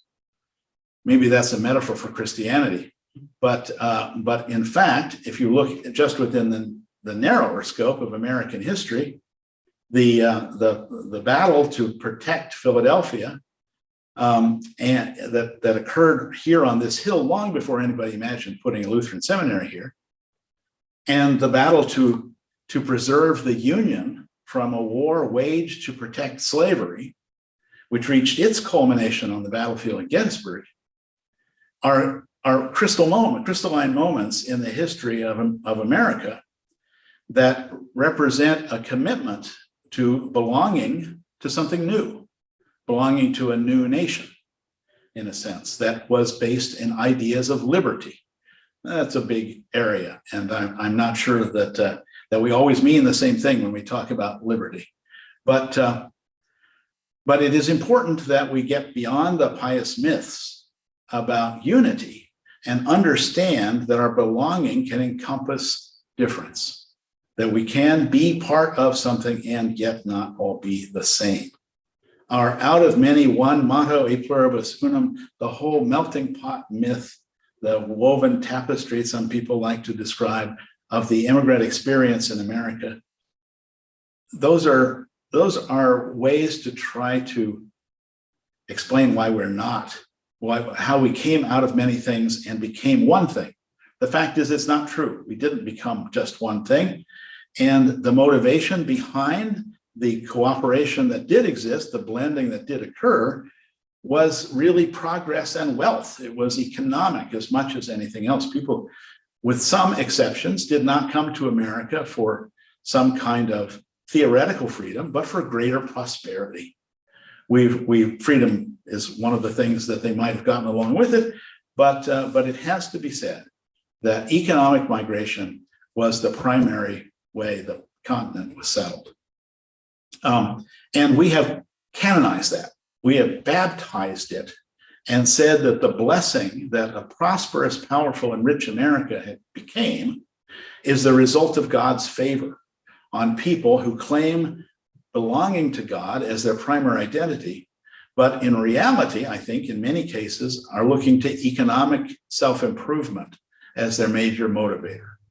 So another place where Christianity in America, although not in this case exclusively in America, is compromised and implicated in something that is not natural to itself, is in our dance with capitalism and with the idea of the growth of wealth. Naturally, people want to prosper, they want to survive, they want to do well, but we have made that, in a way, the unofficial religion behind much of what Americans understand as meaning. So anyway, back to theology for a minute. The belonging has benefits. It protects us from dangers. This is one of the reasons why belonging is often associated with boundary keeping. It keeps us from becoming disconnected so that we always have a place we feel we belong. As they say in the joke that home is where when you go there, they have to take you in. In a sense, belonging is like that. It's where it's not directly about you in the moment. It's about the long-term connection that you have. In Christian understanding, belonging helps us as individuals by keeping us from spinning off on our own and making and selfishly making our own desires the motivation for what we do and the choices we make. It gives us direction. It protects us in some ways. To cultivate a sense of belonging is to overcome indifference about what it means to be part of things. But what I think it can also do on the shadow side is that it can decrease our compassion and our empathy for people who don't belong, who are not part of our group. It can cause us to be cavalier about the others. I will plead as guilty as anyone who has my particular set of political views and assumptions to being dismissive of people who don't share those views. And in a way, even I have caught myself saying things that I realized as I said them diminished their humanness. And that can't be right in any event. And especially because I believe that these divisions are based in differing understandings of belonging. To dehumanize someone who belongs differently is to exacerbate the division, to make it literally worse by dismissing that belonging as a not belonging, not only a differently belonging, but a not belonging. So So lack of compassion and empathy is one of the things that belonging can bring with it as a negative byproduct. And I think that, again, I don't have time to go into this today, but I think one of the roots of the environmental crisis is a sense that we don't belong to the earth in a way that makes us all responsible for it. That this is such a complex issue because no one in particular is responsible for any one part of it. Nobody is responsible for any of it, which is clearly not true. But the inability to assign responsibility freezes us and keeps us from being able to make collective judgments about that. So I want to talk about, before at the end here, about 3 ways of looking at belonging as being community built, community establishing, something that creates community. And I'm going to go back to Luther at first, even though Luther's world is so different from ours. Luther drew a distinction already in his time between the community, that is what he called the Gemeine, the community or the common good of the people who live together in a place under a common rule, in his case also within a single church, between that and the church community, the community of believers, the Gemeinde. It only has 1 letter difference in German, but it's a very significant difference in meaning. And for him, this congregation, the community of the faithful, is the place where the gospel is being heard. The gospel is being spoken to everyone, but where it is being heard and the definition of what makes that true congregation is the hearing of the word. And so it's a living thing. It changes all the time. It is not everyone who sits in the pew is a member of the congregation in this sense, but it is constitutive of the spiritual congregation in a sense, the one that really exists and which we can't put our finger on at any particular moment because we're not capable of reading the hearts of everyone. Now, in addition to this, later Lutherans, and not only Lutherans, but later Protestant thinkers developed this into a sense of a commonality of effort around commonly understood goals and ideals. And that's a slightly different thing. You have the community, the believing community, and now the community in action, in a sense, those who are banded together to make things happen. That can be provoked by social need. It can be provoked by idealism or some kind of abstract values. It can be provoked through faith. But it is a collaboration almost in order to achieve an end. This is what in Luther's world, or in the world of Protestant Christianity in the years after Luther, would be called Gemeinschaft.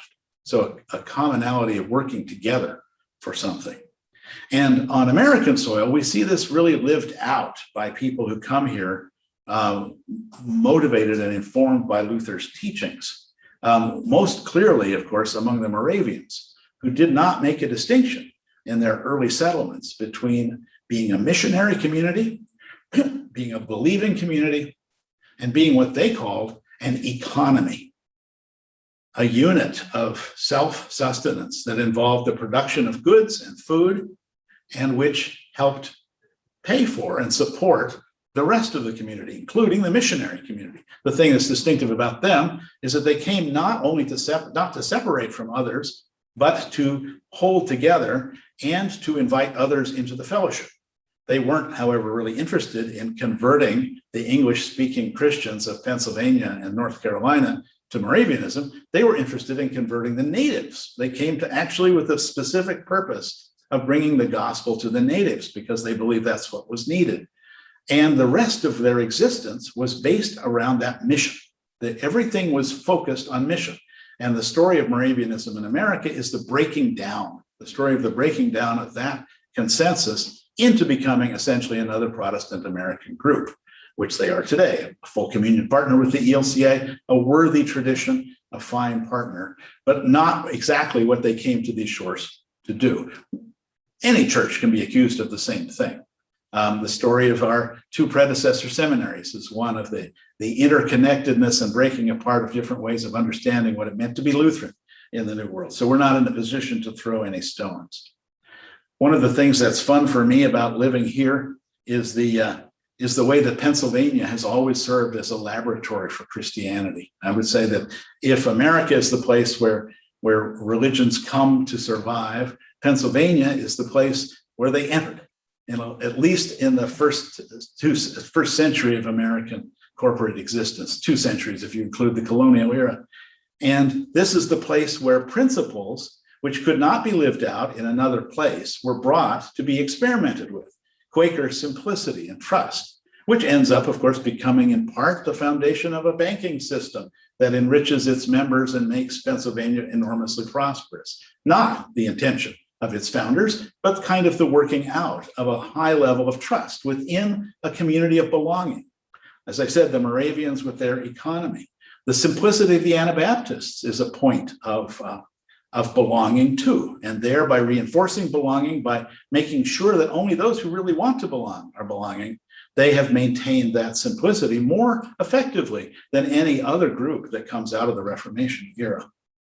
And of course, what affects us as Lutherans and other churches of Northern Europeans is the idea of Fleißigkeit, of industry, that hardworking people naturally prosper because God favors hardworking people. And that has carried over into also a sense of belonging in the cultural life of American Lutheranism.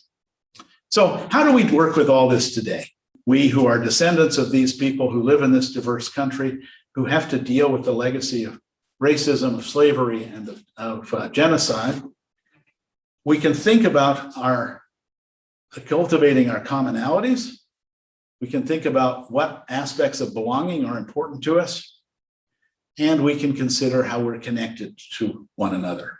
And another way of putting this would be, how do we understand our shared experience?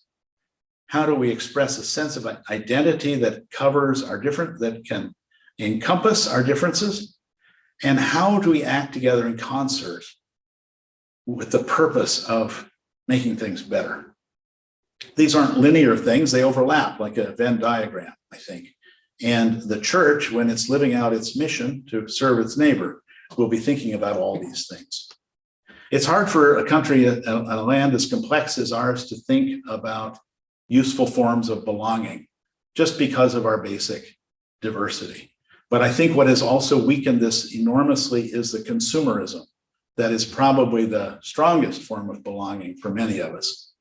Also, the more recent development of mass communication systems, including now the internet, but I think it actually starts with the radio, has made it harder for us to control messages. Not that the control of messages is the issue, but what it has meant is that more people are exposed to more points of view all the time than ever before in history.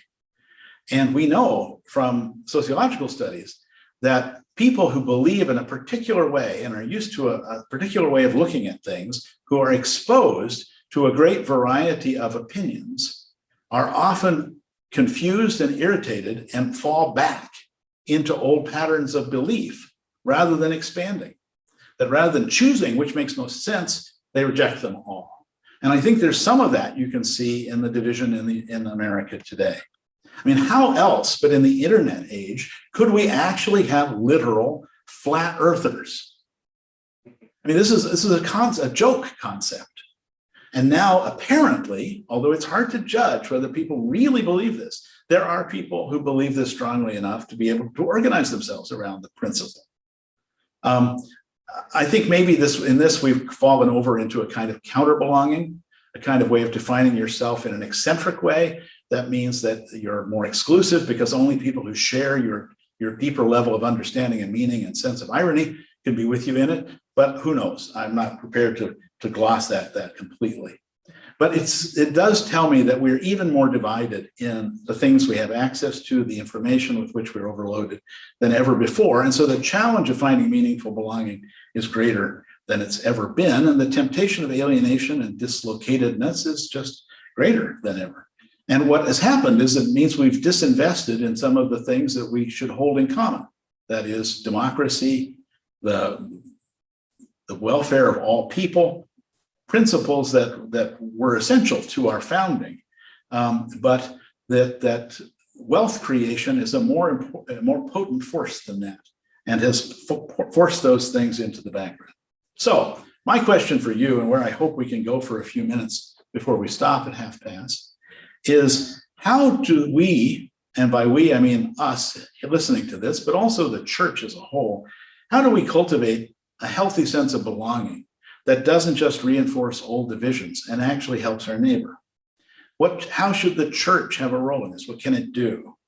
And how can theological education play a role in this? I have some thoughts on that too, but you probably have inferred them by now. What is it that we're looking for realistically when we talk about belonging in this society? I'll give you a minute to think about that, and then Shell can call on you. Thank you for your attention, by the way. I remind you to use the raise hand feature under the reactions on the bottom of your screen if you would like to ask a question or give a comment. Or if you don't want to speak, you can put it in the chat.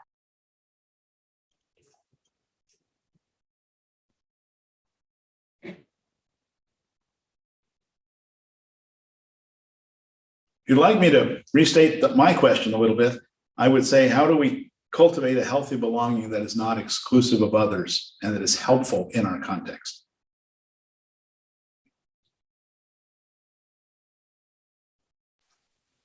See one. Yep. Dr. Hoffmeyer. Thank you very much, President Erwin, for a wonderful presentation this morning. And I want to ask if you could just say a little more about, you touched several points under the keywords of capitalism and consumerism. If you could say a little more, and I guess I would just frame it this way, that famously in the first pages of the Communist Manifesto, Marx and Engels say that capitalism is undermining all traditional forms of belonging. Value systems, family connections, etc. And 100 years ago, I think this year, the somewhat Marxist influenced German intellectual Otto wrote this piece on capitalism as religion, in which he said that the thing about capital, one of the most marked things about the religious character of capitalism is it is a unique form of religion that is all cultic practice and no dogmatic belief. There is no worldview, there is no set of doctrine that you have to accept for capitalism to work. It is totally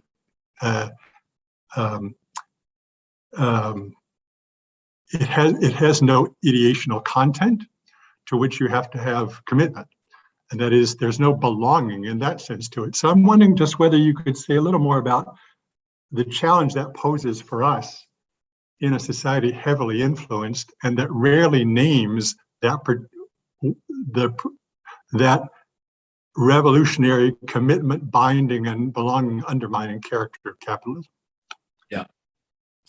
I think in a way you put your finger on what I've been trying to point toward all along, and it's not something I have really figured out for myself completely, which is how do we lay bare and live knowingly in a world in which there are so many things like that surround us so completely that we can no longer see them. I mean, it's not the same at all, but the challenge of recognizing the hold that consumerism has on us is a lot like looking at trying to find white supremacy in a world in which white people are constitutionally impaired from being able to see it. So I guess, and I think actually, not to fly too high, but in some ways, it seems to me the Lutheran call to do theology is to see the world as it is, honestly, and to try to get behind things we have created as humans that obscure the reality that God has made, while at the same time acknowledging that God's understanding of our reality is an entirely different thing, and that we don't have access directly to God's conception of how things are. So what we're looking for when we try to get beyond the falsehood we have created, is what God made for us in a better sense. Not that this is a goal we'll ever reach, but that in some ways, what we're doing, that I think of Lutheranism as being ultimately critical, in that it does not assume that the way things are is entirely the way they're meant to be. That there is always another something behind this. There's every place there is law, there is gospel. What seems to us to be making us really comfy is maybe deeply problematic for us, and that these things always have to be questioned. So I apologize for kind of taking the easy way out of the question. I do think there's another counter, because I like to read about epistemology and sociology, the theory of reality, things like that. I have always been amused by the tendency of some analysts in those areas to romanticize simpler societies as being happier than more complex ones. I'm not convinced of that. It would certainly be handy if that were true. That would give us a formula we could use in lots of places. But all of those people who go someplace and observe and live with the people they think of as being simpler than themselves are usually projecting onto these people some romantic idea of their own past. I mean, there's at least that one famous study in which a community was interviewed at more depth, and it was discovered that instead of being the happy, content group of peasants that the previous sociologist had described, were actually people who were very much afraid of their own survival, because they weren't ever sure that they'd have enough to eat, and that the observer, the outside observer, just couldn't see that, because couldn't imagine that kind of fear. So there's a romanticism on the other side about the way things ought to be that I personally am more prone to fall into, but would like to also be conscious of. I know that just complexifies the point, Professor Hofmeier, but that, of course, is what we do, isn't it? Thank you, Dr. Erwin. Dr. Wiseman. Hey, I came in late, so you may have already addressed this. One of the things that I find in my own life in the church and in the seminary and in other places is to figure out a way to belong, you also have to put yourself in a vulnerable position, right? And I mean, you have to put yourself in the midst of the possibility that you may be rejected, that you may never find belonging with that particular group. And that vulnerability in the sort of adversarial relationship and culture we're in right now, I think makes it even more problematic. So one of the things I talk about often is that safe space is not all we need to create. We need to create brave space where we can have tough conversations, where we can move into dialogue about some of the stuff that we would rather shove to the side. And we can literally begin to see each other for their value and to be open to that vulnerability in ourselves and to others. How do you see sort of the need for vulnerability and those possibilities leading into belonging? And I apologize if you addressed this a bit earlier on, but I just wanted to hear your take on that. I did talk quite a lot about that in the first lecture, but not in those terms. So it's a useful question. I didn't speak of vulnerability. I'm not sure that, I guess the way I would say what I think I hear you saying is that I'm not sure we need vulnerability as much as vulnerability is the natural result of putting ourselves in a position of possible rejection. And any time in which we are trying to belong in a setting where others might not understand or agree with that belonging, we run that risk. You and I know how that works. And what I would say, I think, is that we need to understand our belonging, our own individual belonging. And this is what I talked about in the first lecture, my being Christian, being gay, and being native as being ways of belonging that relate but don't relate. That the more we know about our own belonging and the more confidence we have in the ways we know that we actually belong, the braver we can be to encounter the edges of belonging, because there will always be a place where we don't belong. And we can't, we can live our lives to some degree avoiding the danger spots, but we can't do it completely. So I think, I love the idea of brave space, but it's like any space. It doesn't work unless there are brave people in it. And I think cultivating brave people and giving people courage is really what belonging is about in some ways, because as I was arguing, my Christian way of understanding gave me a basis on which the other ways in which I could be rejected were less significant to me. They didn't go away, but it enabled me to see that I had a belonging that no one could take away. At the same time, my belonging was challenged in other ways. So it helped me get through it. I think over time, actually, things do change. What has changed in our lifetimes about the acceptance of LGBT people, not nearly where it needs to be, but I grew up thinking that none of the things I've accomplished in my life would be possible to me because I was gay. And they have all happened anyway. And I still have to pinch myself that actually believes. I mean, I'm old enough that happened. I'm old enough to think that I would never be able to marry. I would never have a satisfying home life. I would be a lonely old man who had to have a job from which he couldn't be fired because somebody might find out that he was gay. And I'm thankful every day for the fact that wasn't the case. And I'm mindful of all the people for whom that was true, many of whom are my age and just didn't have the chance to get out of where I lived. Yeah, absolutely. But anyway, I think the cultivation of courage through the assertion of an authentic and strong sense of belonging might be a key there. Okay. Yeah. Okay. Thank you. Appreciate it. Thank you, Dr. Wiseman. Dr. Dean Sebastian wrote in the comments that you mentioned immigration and belonging earlier. We need to take into consideration some urgent realities that are in the news for all kinds of reasons today. Haiti, Afghanistan, for instance, in terms of racial, ethnic, religious backgrounds, framing the belonging discourse. Yeah, it's a very intractable question. How, in a world in which people can now move from one place to another as easily as they can, and in which the opportunity enjoyed by many in the rich parts of the world is so obvious constantly to those who live in poorer places, it really defies my understanding how migration can even really be meaningfully managed apart from the old traditional borders and boundaries things that we used to do. And we know that those don't work anymore.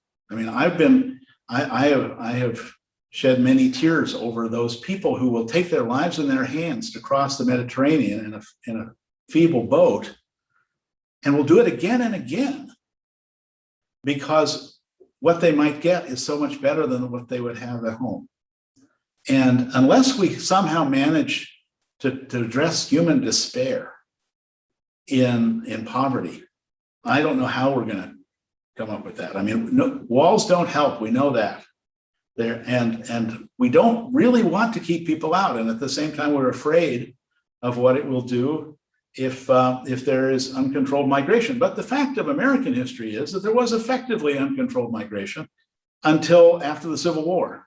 And we didn't start organizing it until then. And then we organized it so people more like the people already here would come and fewer who are different. So we are responsible, of course, for a lot of injustice in that system. But I think that the whole question, I'm interested in the geography of migration. How is it that so many people in the world still die within 10 miles of where they were born, the vast majority of the world's population? How many of us wake up in a hotel room someplace and we don't know whether we're in Singapore or Frankfurt because the room looks the same? I mean, that's a whole different way of existing.